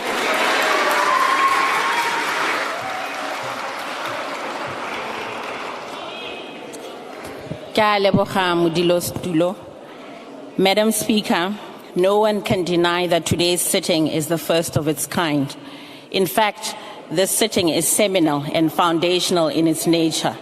This House has never in the history of our democracy had to convene and decide on the removal of a head of a Chapter 9 institution. But here we are today. We are about to vote as this August House on whether or not to remove Advocate Mkhwebane from the Office of the Public Protector. Madam Speaker, based on the evidence that was laid and adduced in the course of the inquiry, you, Madam Speaker, and I and others in this hall have little or no choice but to ensure that before the end of today's sitting, Advocate Mkhwebane is no longer Public Protector of the country. Madam Speaker, Advocate Mkhwebane has gone completely and utterly rogue. She is no longer serving the interests of the country, its people, and the office that she currently occupies. In the 7 years that she has been at the helm of this office, she's done nothing but to denigrate and degrade its standing and stature with her egregious behavior. Madam Speaker, she treats this office like her own personal fiefdom, in which she wields and exercises unchecked and unfettered power, and also makes and breaks the rules as she goes along. Madam Speaker, that is why the DA is in no uncertain terms today supporting the report under consideration by the House, in particular the recommendation that she be removed from public office immediately. Madam Speaker, it was this House that appointed her, and it is this House that must remove her because there are convincing and compelling grounds to do so. Madam Speaker, From the outset of the inquiry, the committee embarked on what was essentially a fact-finding exercise aimed at determining the veracity of the charges of misconduct and/or incompetence contained in the substantive motion. With respect to charge 1, Madam Speaker, the committee established that Advocate Mkhwebane solicited undisclosed advice and inputs from the SSA in relation to the infamous constitutional amendment in the Reserve Bank Lifeboat Report, which constitutional amendment, Madam Speaker, sought to significantly amend or alter the mandate of the Reserve Bank of South Africa.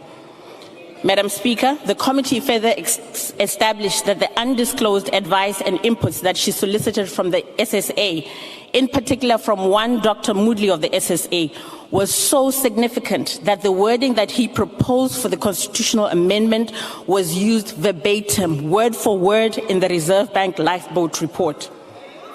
Madam Speaker, the committee further established that the consequences of the Reserve Bank Lifeboat Report were so serious and far-reaching that they severely damaged our economy. On charge 2, Madam Speaker, the committee established that Advocate Mkhwebane unjustifiably narrowed the investigation into the Freddie Dairy matter to exclude relevant and material evidence arising from the Gupta leaks emails. In addition, Madam Speaker, issues relating to the value for money received in respect of the public expenditure for the Freddie Dairy project was simply not considered. Madam Speaker, Advocate Mkhwebane also failed to report on and consider how the funds from the Freddie Dairy project flowed straight into the Gupta-owned Estina Dairy and were ultimately used. Charge 3 in the motion, Madam Speaker, relates to the incompetence of Advocate Mkhwebane. The committee established in relation to the Reserve Bank Lifeboat matter that she grossly exceeded and overreached the bounds of her powers and authority when she imposed the remedial action that she did in that report, and further failed to ensure that it was appropriate and bore a rational relationship or connection to the concerns raised in the report.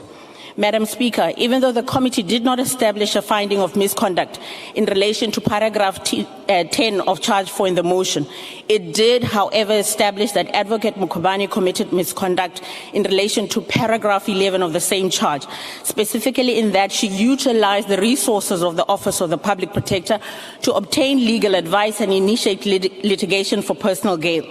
Furthermore, the committee established that she failed to prevent fruitless and wasteful expenditure with respect to the legal costs of her office by litigating recklessly in several matters, including in the Gordon Pillay matter and the CR17 matter. The evidence before the committee, Madam Speaker, also showed that her engagement of external consultants of the likes of Mr. Paul Ngobeni to render legal services with respect to litigation in which senior and junior counsel were already engaged amounted to misconduct and resulted in unnecessary and wasteful expenditure being incurred by her office, and further drove a partisan narrative against the affected parties in the judiciary. Madam Speaker, Advocate Mkhwebane has shown herself to be exceedingly incompetent and ignorant of the law and has grossly misconducted herself as public protector. She does not deserve to hold the office that she currently occupies and has never deserved to hold this office. And the evidence laid and adduced before the committee has more than confirmed this. Madam Speaker, Section 194 of the Constitution provides that the Public Protector may only be removed from office on grounds of misconduct, incapacity, or incompetence. This same section further requires a finding to that effect by a committee of this House and the adoption by this House of a resolution calling for that person's removal from office. As such, all that remains is for this august House to adopt this report of the committee, recommending that Advocate Mkhwebane be removed as Public Protector. I am therefore calling on each and every member of Parliament sitting in this hall to vote in support of this report and remove Advocate Mkhwebane immediately from office. Dr. Kondwe. Madam Speaker, thank you. The whole country and indeed the whole world is watching us right now. Let us do what is right by our hard-earned democracy and the people depending on institutions such as the Office of the Public Protector to keep government in check. Honorable Dr. Kondwe, your time is up. Thank you. Thank you. I now invite the Honorable X. Nola.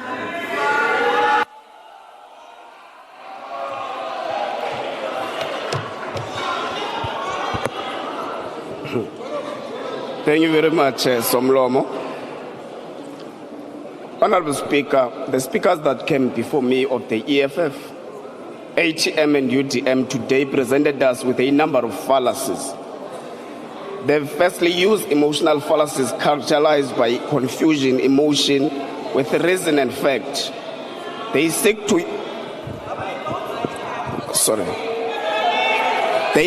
use the oppression of black women to persuade society not to focus on the facts of what the committee was set up for, but want us to focus on their political sentiments and hearsay that are devoid of truth and facts. Secondly, they presented us with the straw man argument suggesting that the removal process seeks to weaken the office through the process we undertook as Parliament. In other words, they want to suggest that the non-removal of Advocate Mkhwebane from office will have the opposite effect. These arguments are not supported by fact, but by efforts of politicizing this process for political point scoring. Unlike them, we were at all times during the inquiry guided by facts and evidence. Evidence that Advocate Mkhwebane failed to dispute and provide us with justifications for her conduct. Honorable Speaker, let me remind the EFF what its leader said in 2016. When reservations were raised about Advocate Mkhwebane as a candidate for the position of the Public Protector, South Africa, in Parliament, Mr. Malema said, the institution of Public Protector is well established with rules, established practices and independent investigators. If Advocate Mkhwebane tried any shenanigans, the institution itself would expose her for who she was. I have good news for the EFF. The institution did expose Advocate Mkhwebane, and the facts were laid bare for all to see. However, typical of the EFF, they are not friends of the truth, and that does not suit their narrative and their agenda. We're dealing with people who lack principle and change their stand at any moment of convenience without any substantive basis. We expected too much from them to participate in the inquiry by honestly and objectively assessing the evidence before them. The emotional fallacies and distractions failed in the face of the truth. Speaker, Section 195 of the Constitution requires that the holder of a public office maintain high standards of professional ethics, must ensure the efficient, economic and effective use of resources, and must provide services impartially, fairly, equitable and without bias. We can say without fear of contradiction that Advocate Mkhwebane fell short of all these qualities. First, her conduct before the inquiry was inappropriate and in other instances undermining the functions of Parliament. She employed every trick in the book to delay the work of the inquiry. We saw these true frivolous applications for recusal. First for the chairperson, then the evidence leaders, followed by court application to review the decision of the chairperson, not to recuse himself. And in between, bringing an application that sought to put the inquiry in abeyance until outcome of a review application, which the Western Cape High Court dismissed as baseless. We also witnessed the choreographed workout of her legal representatives. All these were aimed at delaying the work of the inquiry as she unashamedly evaded accountability. This came at a greater cost to the taxpayer, increasing the legal fees from the estimated 4 million to over 30 million. All these monies were spent on her legal fees, yet we are told that the committee denied her legal representation. Advocate Mkhwebane was entrusted with the powers of ensuring that the state resources are used efficiently on behalf of and for the benefit of the people of South Africa. She disregarded all this and chose to become the main culprit in wasting the resources of the state. These are the actions of someone who is expected to be the protector of the people of South Africa and the embodiment of accountability. This process has demonstrated how she lacked upholding principles that guide a fit and a proper individual. The committee, in line with the constitutionally enshrined principles of fairness, and extended the right to be heard to Advocate Mkhwebane. Instead of accounting and answering to the allegations leveled against her, she used the opportunity to politicize the entire process, claiming there was a witch hunt against her without any substantial basis. The facts are that The process of the inquiry was initiated as a result of court judgments that made primary findings on her competence and her lack of basic knowledge of the law and its application. Advocate Mkhwebane, the EFF, the UDM, and the ATM sought to confuse the process of the inquiry and society that there was a predetermined outcome without any substantiation.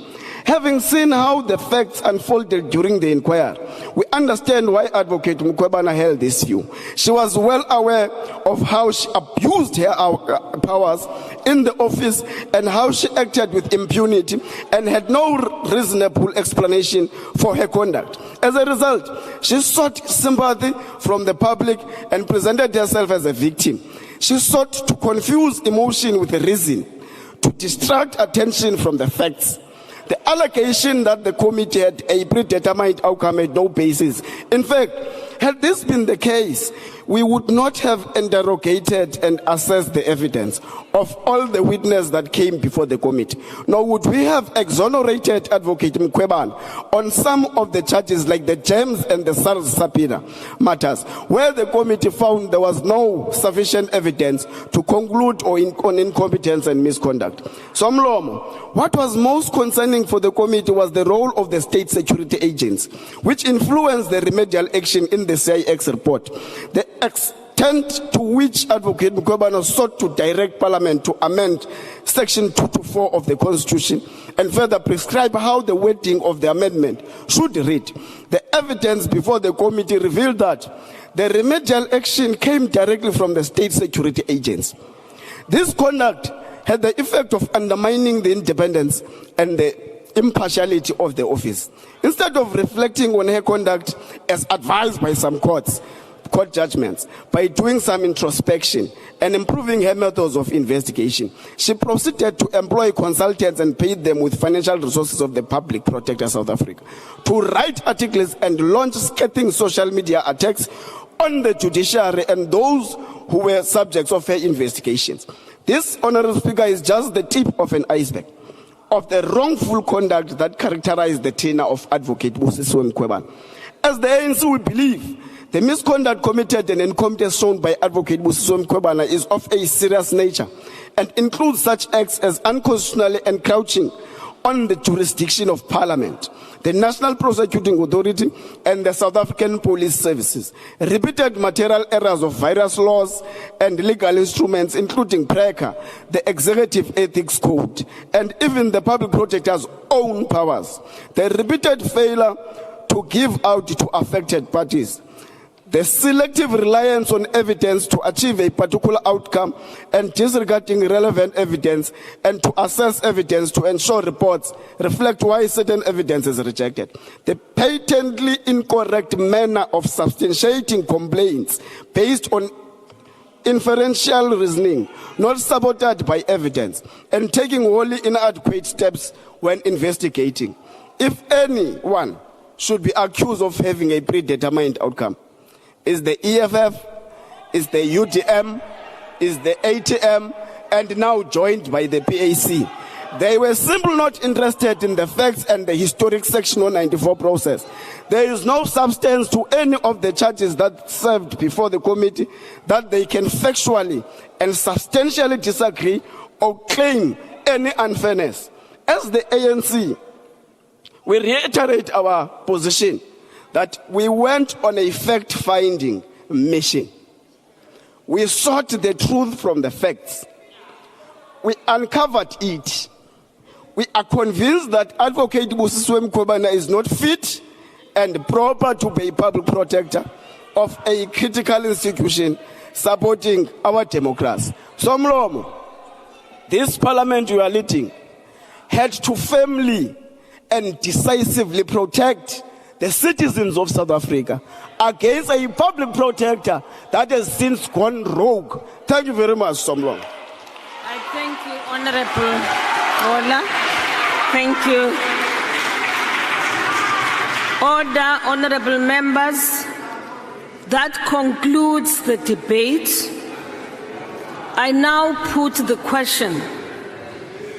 The question before the House is that Advocate B. Mkhwebane be removed from the office of the Public Protector as recommended by the Committee for Section 194 inquiry. Are there any objections?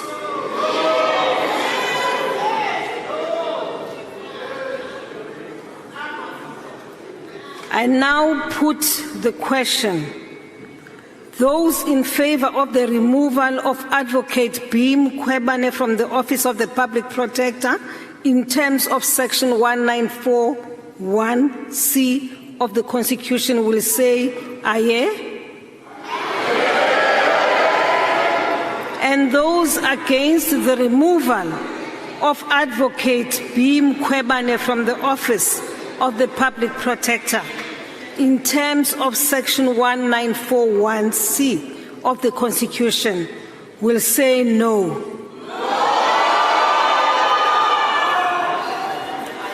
I think the yeas have it.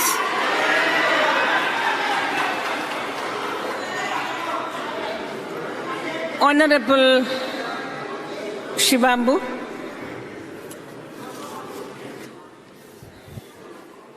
Do you have any objection? Thanks, Speaker. We call for division. We have to, because the Constitution says that it will require 2/3 of reasonable members of Parliament, and we think that we can be able to determine adequately that we cannot remove a public protector. So we're calling for a division.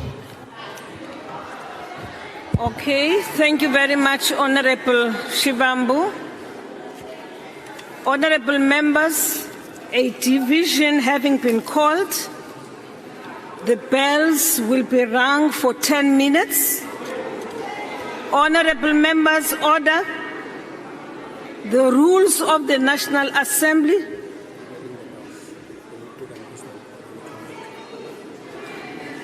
I'm informed that this will be announced when you are back. We will now call the staff to ring the bell. Thank you. 10 minutes, honorable members.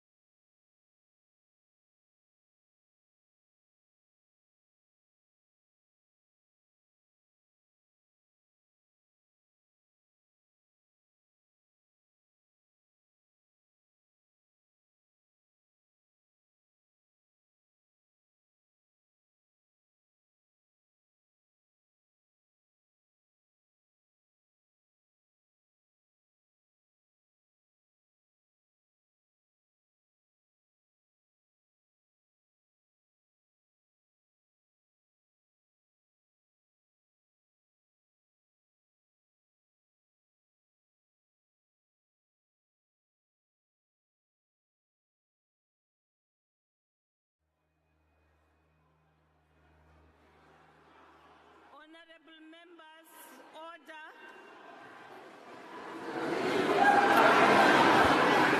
You may now shut the doors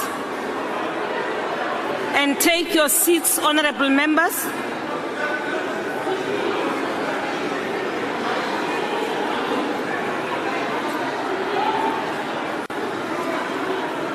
Honorable members,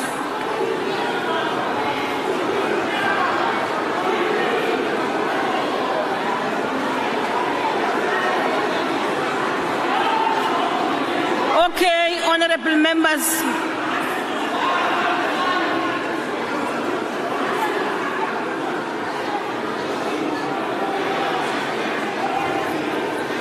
honorable members, the rules of the National Assembly provide for different procedures for members to cast their votes. These include voting by electronic means or a manual voting procedure by way of a whip or by voice. The rules also stipulate that the Speaker must predetermine the voting procedure. For this division, I've determined that a manual voting system will be used, whereby each member will be called upon and requested to voice his or her vote. In terms of the rules, all members present when the question is put with the doors barred must vote or record an abstention. This rule does not apply to a minister or deputy minister who is not a member of the House. Political parties provided a list of members who will be called first when it is their party's turn to vote. After that, party's list has been called. The remaining members of the party will be called alphabetically.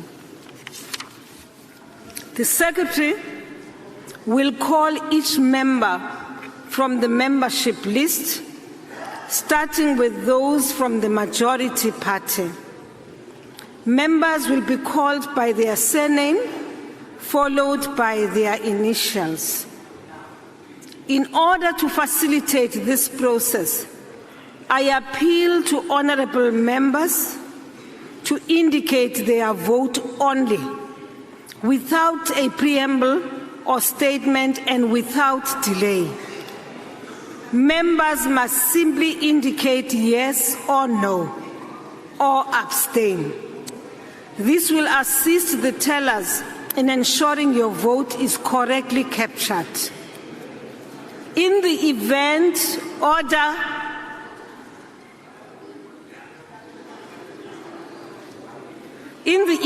no, because you won't hear what I'm saying.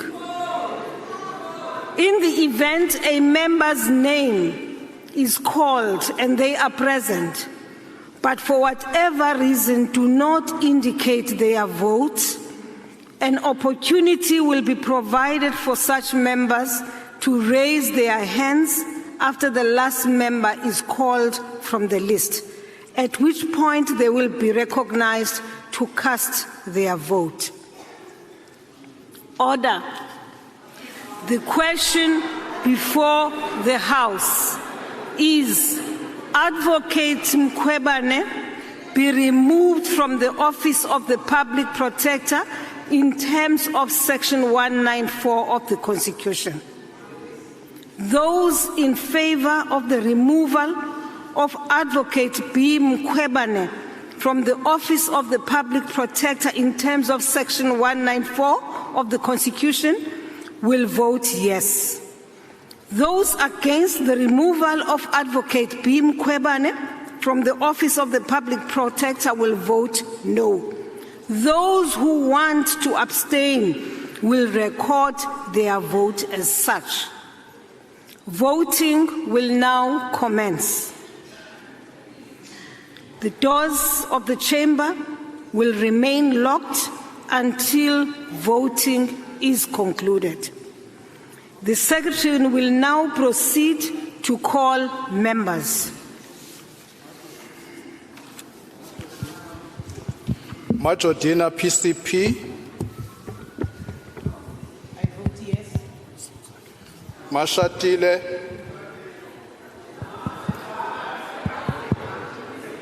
I vote yes. Mashatile SP. I vote yes.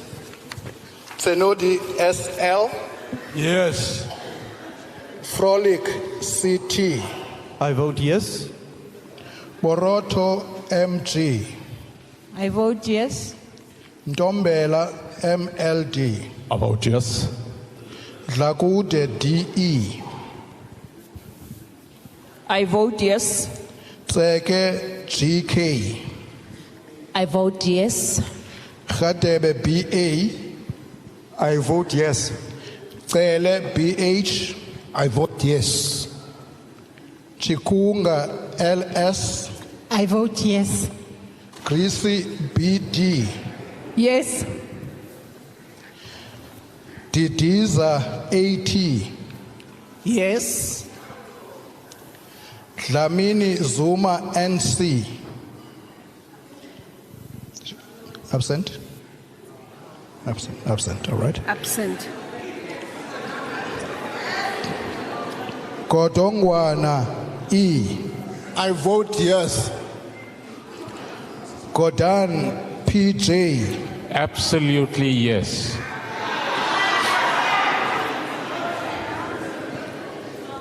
Gungubele M. Ewe. Kivit N. Yes. Kodwa NG. Yes. Kubai MT. Yes. Lamula RO. Yes. Mandashe SG. Yes. Mchunu ES. Yes. Modise TR. Yes. Motsecha MA.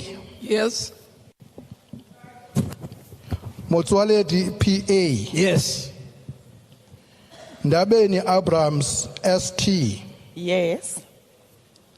Chaveni KPS. I vote yes. Nxesi TWT. Yes. Nzimande BE. Yebo. Pando GNM. Kiadumela. Got it? Patel E. Yes. Pasha MJ. Yes. Ramahupa ML. Yes. Zikalala S. Yes. Zulu LG. Yebo. Bapela KO. Yes. Botes A. Yes. Benz Namashe Z. Sorry. Ndiyavuma makahambe.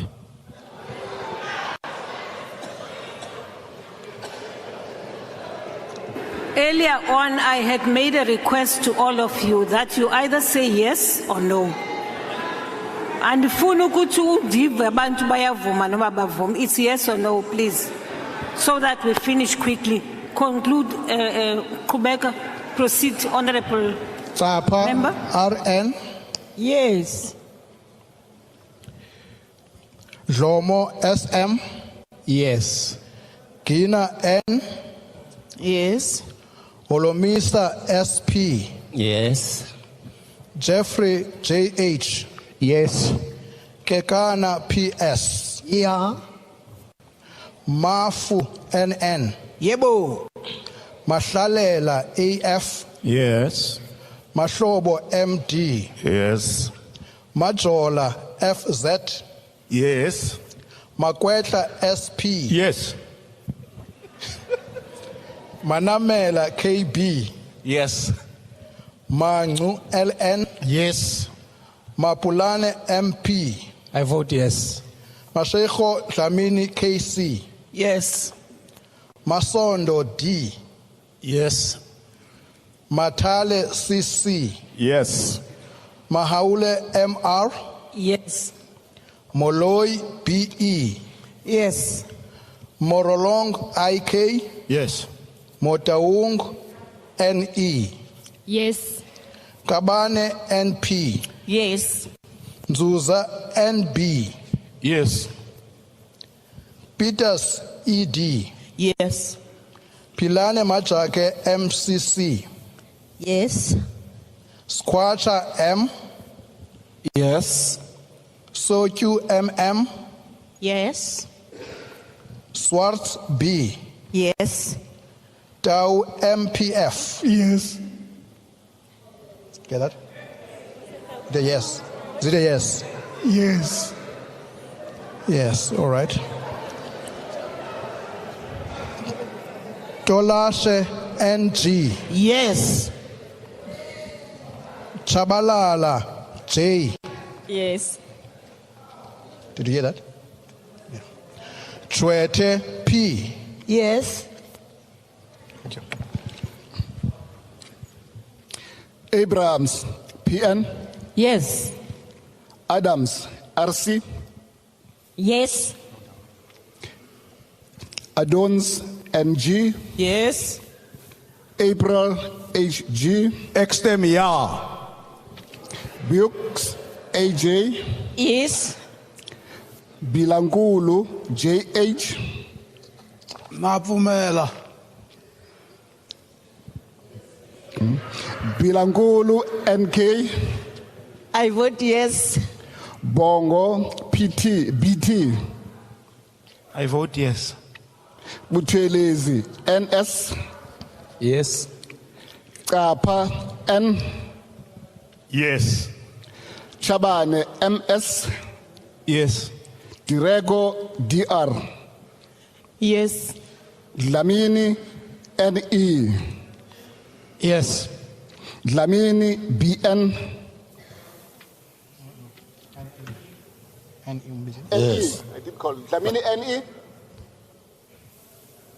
Yes. Dlamini, SM. Yes. Dlulane, BN. Ewe. Dunjwa, ML. Ewe. Jangi, QR. Yeah.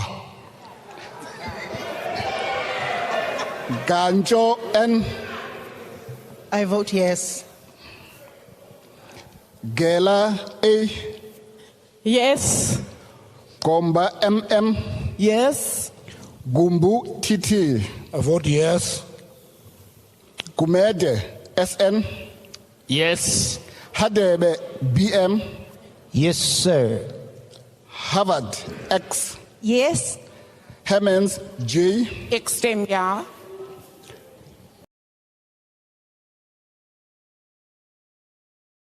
Hemmings. Extemia. Hlongo, AS. Yes.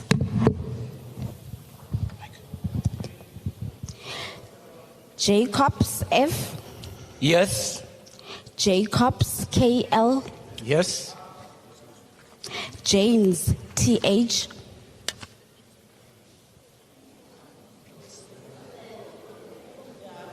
James TH.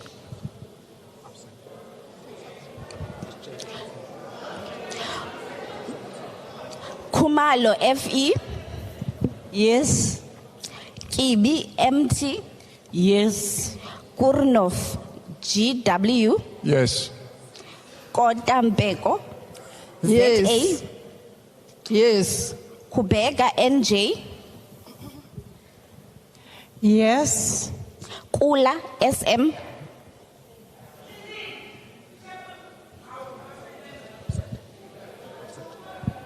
Lihwase TI. Yes. Lisoma RMM. Yes. Letsi WT. Yes. Lupengo ML. Yes. Luzipho S. Yebo. Make JJ. Yes. Mabe BP. Yes. Malibeta MD. Yes. Magaka KE. Yes. Magwanishe G. Yes. Mahambehlala T. Yes. Mahlaule MG. Yes. Mahlo NP. Kialumela. Maumapelo SOR.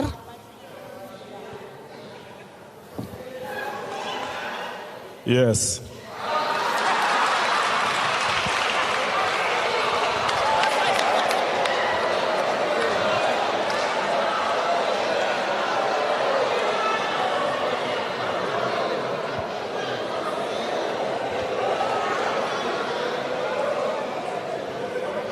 Makhubela Mashele LS. Yes. Makhubele Marilele PP. Yes. Malaji T. Yes.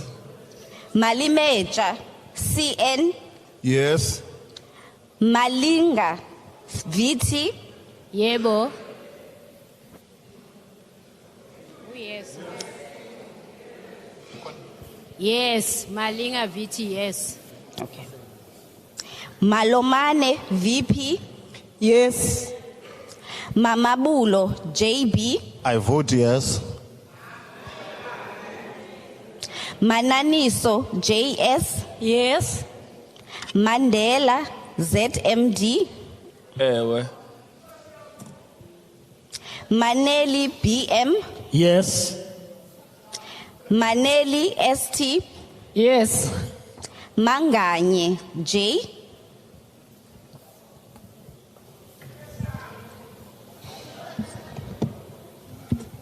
Marekwa GP. Yes.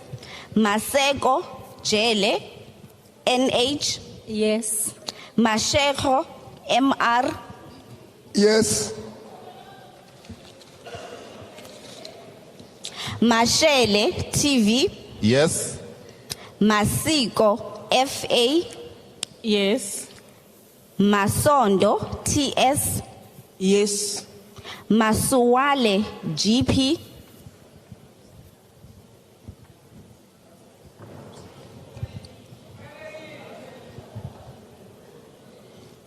Masuwale GP. Okay. Masuta TM. Maswanganyi MJ. Yes. Matafa OM. Yes. Matebula EF. Yes. Matuba MM. Yes. Mbata SGN. Yes. Mbingo Gigaba BP. Yes. Mbuyane SH. Yes. McDonald EL. Yes.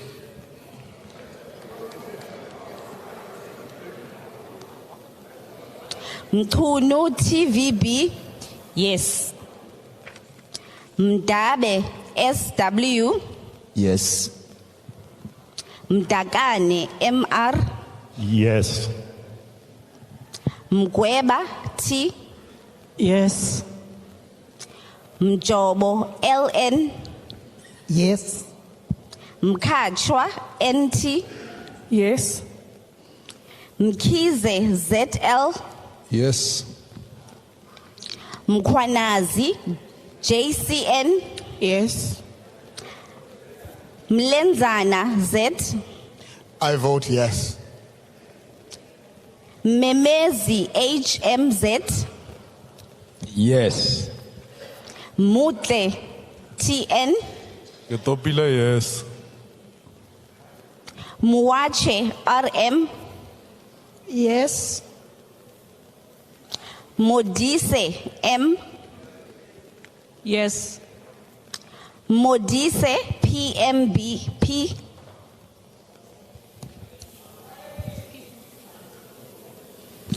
Modise PMP. Nuvo Drachen WS.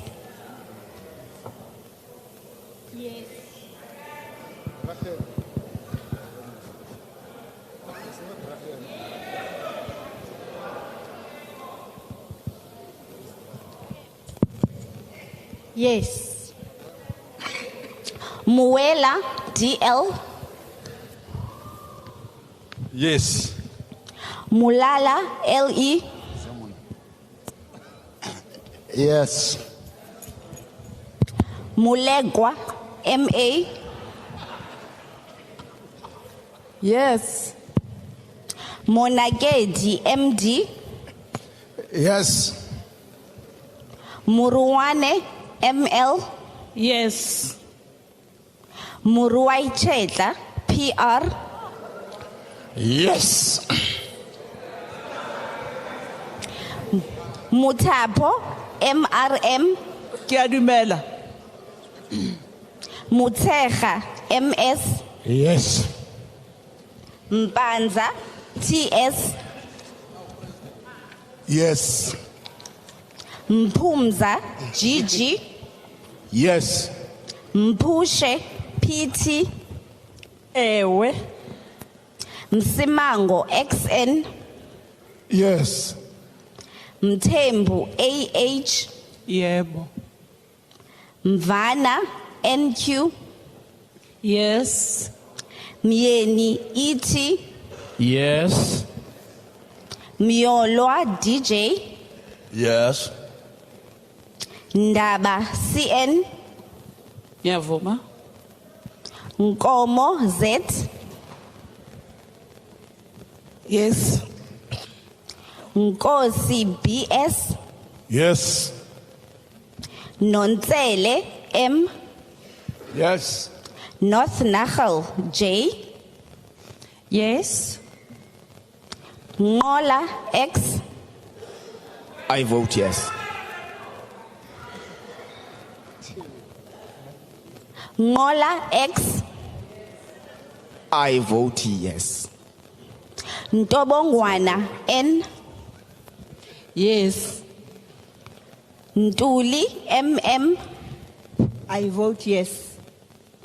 Ntwane, JC. Yes. Papo, AMH. Yes.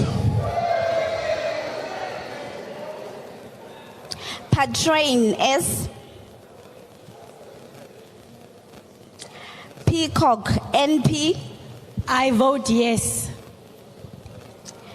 Pete, PA. Yes. Piri, CM. I vote yes. Peterson, ML. I vote yes. Pillay, KB. Yes. Kayiso, XS. Yes. Ramadwa, MM. Yes. Ramulobeng, A. Yes.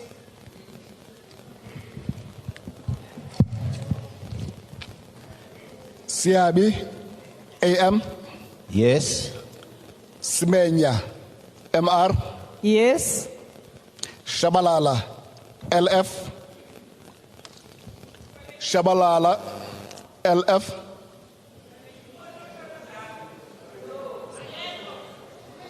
Absent. Okay. Sibiya, DP. I vote yes. Sihlwayi, NN. Yes. Siwela, BS. Yes. Siweya, RT. Yes. Yes. Yes, it's a yes. Skosana, GJ. Yes. Somyo, SS. Yes. Stock, DM. Yes. Klape, MME. Yes. Tlomelang, KB. Kiadumel. Tobias, TV. Yes. Tseki, MA. Kiadumel. Did you hear that? Yes, okay. Kiadumel and Dade. Chwete, B. I vote yes. Chobeka, Makeke, NP. Yes. Van Skalkwyt, SR. I vote yes. Volmarans MJ. Yes. Chaba NV. I vote yes. Chaba VC. I vote yes. Chaba Nchaba PP. I vote yes. Chasa FD. Yes. Kholeka ST. Yes. Yabo BS. Yes. Zibula BT. Yes. Zondi MA. Yes. Zuma AS. I vote yes. Zungu TRM. I vote yes. Zwane MJ. Zwane MJ. I vote yes.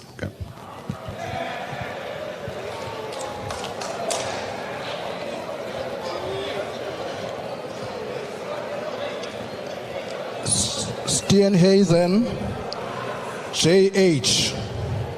I vote yes. Kwahube, S. I vote yes. Lotrit, A. I vote yes. Masango, BS. Yes. Milham, KJ. I vote yes. Gondwe, MM. I vote yes. Van Minen, BM.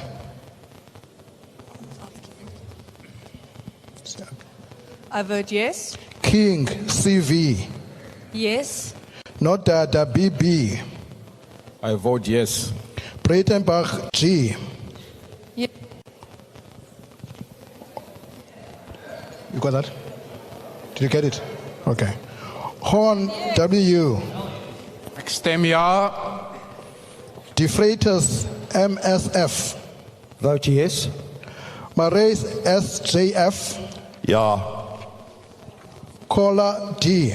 I vote yes. Van der Walt, D. Ek stem ja. Maglua, JJ. I vote yes.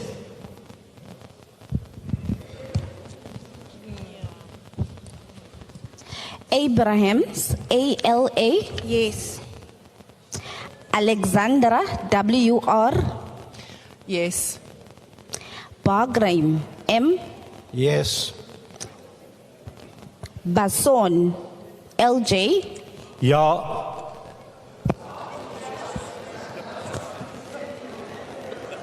Bergman, D. Yes. Bodlani, T. Yes. Bond, MS. Yes. Bryant, DW. Yes. Kachalia, GKY. I vote yes. Kado, MJ. Yes. Chetty, M. I vote yes. Clark, MO. I vote yes. Cuthbert, MJ. Cuthbert, MJ.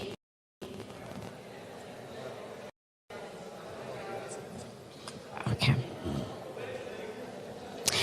De Villiers, JN.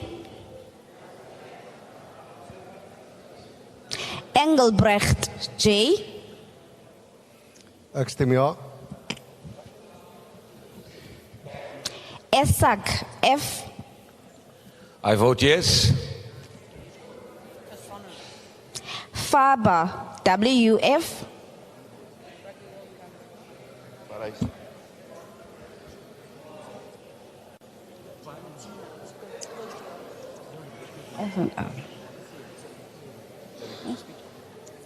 George, DT. Yes.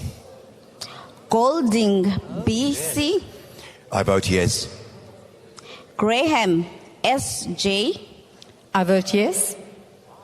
Hicklin, MB. I vote yes. Hussein, MH. Yes. Hansinger, CHH.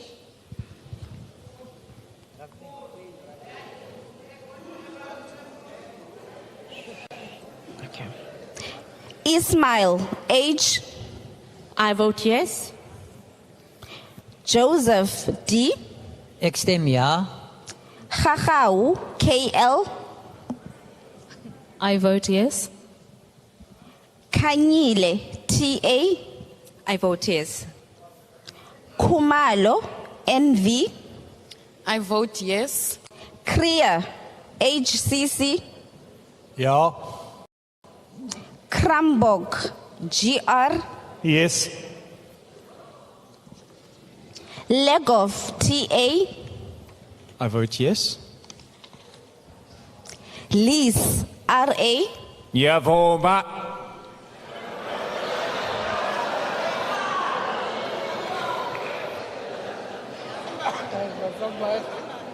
Lorima JRB. Yes. Mabena TB. I vote yes. Mabika MS. Yes. McPherson DW.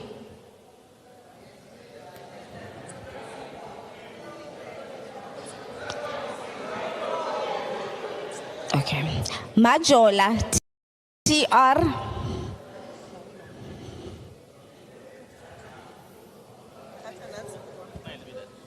Maladzi MS. Yes. Masipa NP.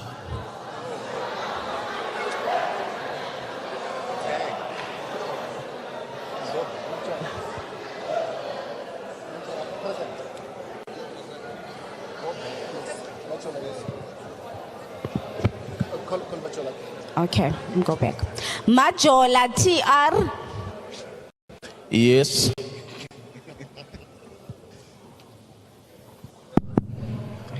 Maladzi MS. I vote yes. Maray EJ. Yes. Masipa NP. Extem ja.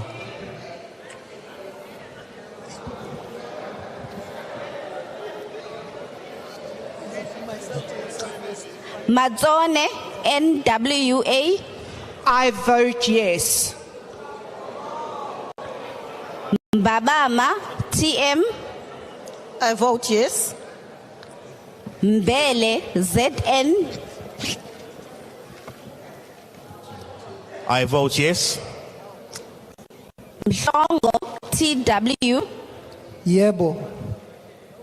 Mo SJ. I vote yes. PTL. I vote yes. Myberg NG. Yes. Ngobo S. Yes. Opperman G. Extem ja. Phillips C. I vote yes. Powell EL. I vote yes. Rose AC. I vote yes. Sarupen AN. I vote yes. Schreiber LA. Ja. Seitlolo LS. I vote yes. Sharif NK. I vote yes. Shalembe ML. Yebo. Small JF. Stem ja. Spies ERJ. Extem ja. Stube DJ. Or Stabe DJ. Yes. Absent. Okay. Te Blanche OS. Ja. Van Dijk V. Ja. Van Zyl AM. Ja. Walters TCR. Yes. Weber AMM. Yes. Whitfield AG. I vote yes. Winkler HS. I vote yes. Malema JS. Absent. Shivambu, NF. It's absolutely no. Mende, NV. A definite no. Mama kuyabanda sicela kunyuke into eshushu. Dlamini, MM.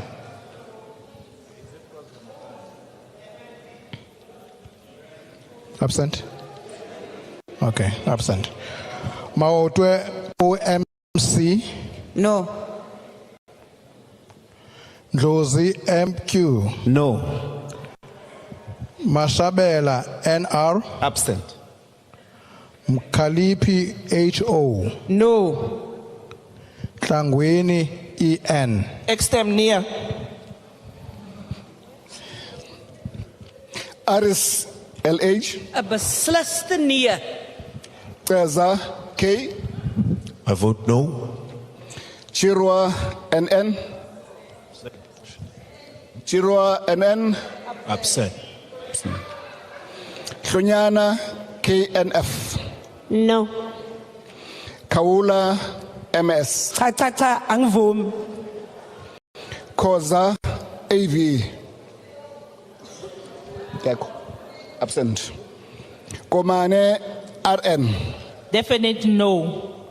Madlingozi, BS. No. Mafanya, WTI. No. Makamba Pocha, N. No. It's a no.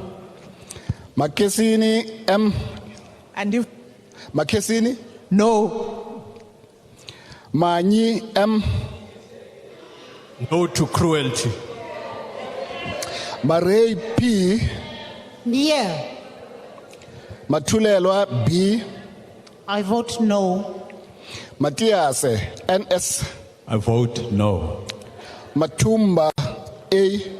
Ndikohama. Okay. Mhlongo, N.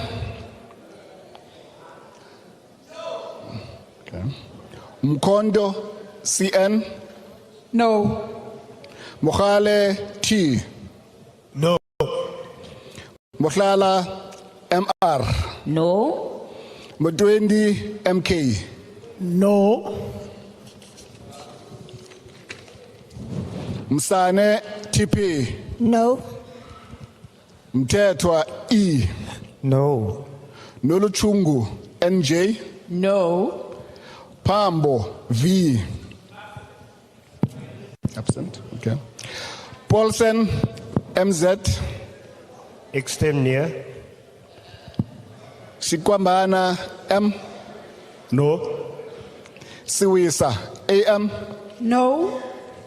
Sundi, NP. No. Tambo, S. No. Tijana, Y. Absent. Tembekwayo, SS. No. Tito, LF. No. Yako, YN. Absent. Y.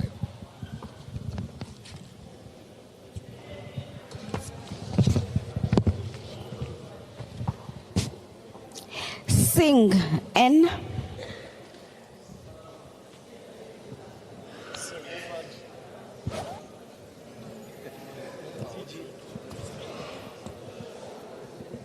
Yes.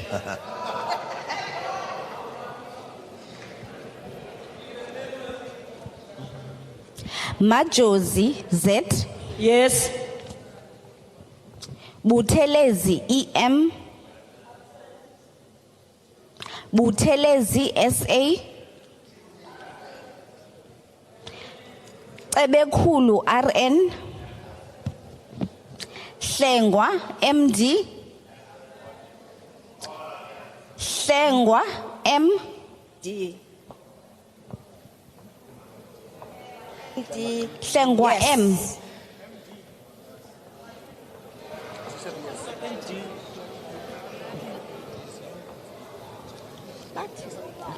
Hlengwa, MD. Yes. Sengwa M. Okay. Luthuli BN. Msimang City. Yes. Ngobo SL. Sitole KP. Yes. Van der Merwe LL. Zondo SS.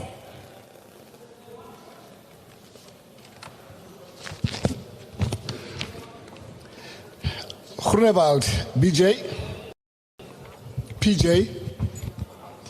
Ek stem ja. Mulder CP. Yes. Vessels WW. Ek stem ja. Boshoff WJ. Ja. Beert T. Ja. Denner H. Ja. Groenewald IM. Ek stem ja. May P. Absent. Absent. Mulder FJ. Ek stem ja. Okay. Yes. Van Staden PA. Ek stem ja.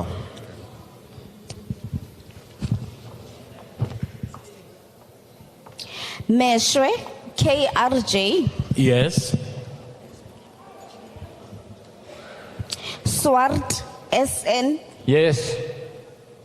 Sukas ME. Yes. Thring WM. Yes. Holomisa BH. No. Kwangwa NLS. Kwangwa. Aye. Mahau TL. A big no to an African woman.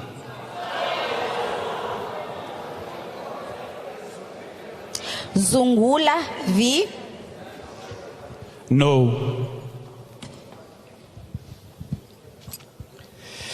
Gilil P. Yes. Heron BN. Heron B.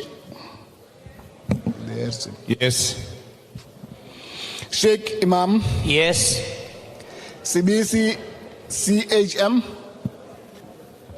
CBC absent. Gallo MP. Gallo MP. Okay.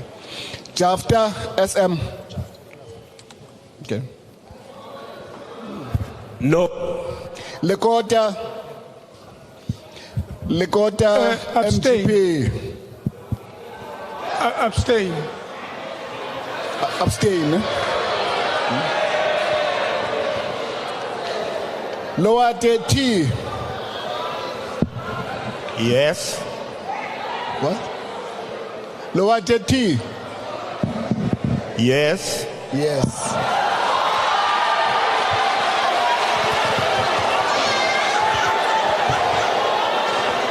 Nyonso.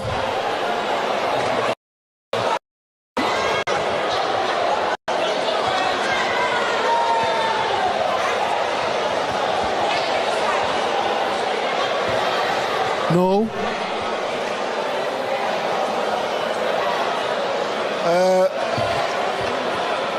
Nyonso. No. What is the point of order? Speaker, I want to call a point of order, but Mtatelokota, who is he leading? Aye, man, that's not a point of Who order. is he leading? Umahamba yedwa. It's not a point of order, man.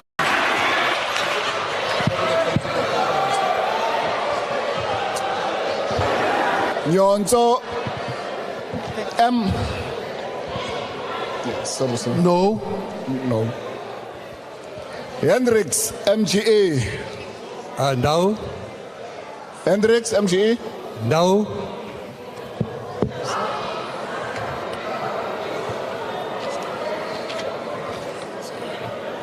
Honorable members, as I indicated earlier, members who remained present. Speaker, Mhlongo, earlier on, I tried to get the mic, but it was not given to me. All So right, can my yes. vote be recorded as Yes. a big no? Okay, thank you very much. So as I indicated earlier on, those who remained present but could not when called Just want to verify.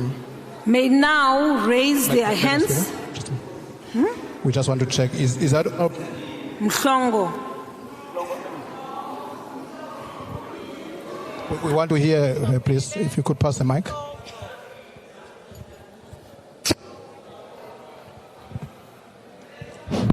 Mhlongo, NM. Are there any other members who did not cast their vote who are in the house? Mama Kaula uphakamisa isandla or what? Hayi man ungenzi njalo man. Okay, honorable members, the voting session is now closed. The voting session is now closed. So we will await the results from the team.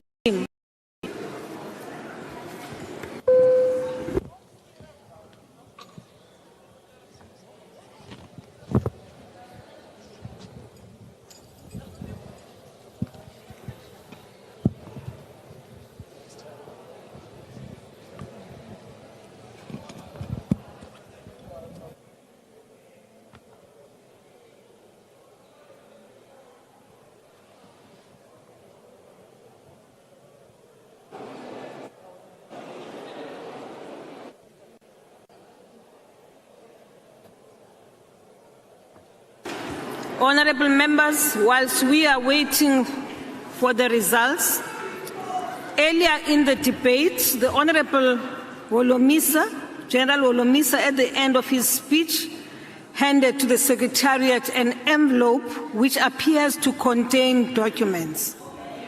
As I sit here, I would not know the type of information contained in the envelope and how it was obtained. I will therefore accordingly obtain legal and procedural advice on the matter to enable me to decide what to do with the information. In doing so, order, Sissy, please, order. In doing so, I will have regard also to Section 58 of the Constitution, which provides for privileges and immunities of member. I thank you, honorable members. Are the results ready?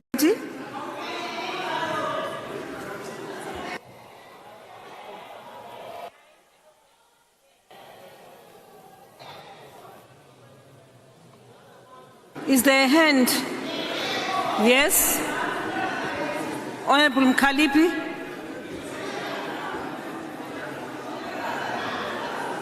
I've been bullied. Hi, man, General.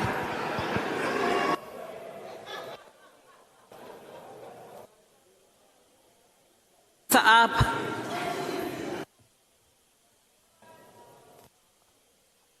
Also, I've asked them to increase the temperature. Thank you.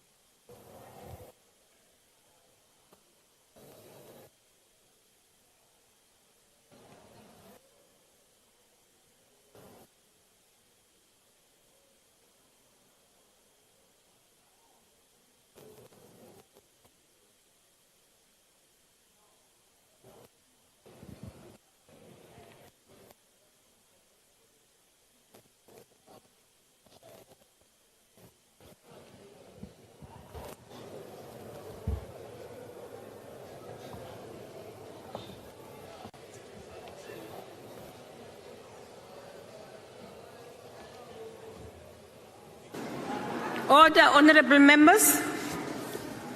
The results of the division is as follows. Yes, 318. Noes, 43. Abstention, 1. The question is agreed to, and Advocate B. Mkhwebane is accordingly removed from the office of the Public Protector, according to the recommendation of this House. Thank you very much, honorable members. Honorable members, that concludes everything and the House is adjourned.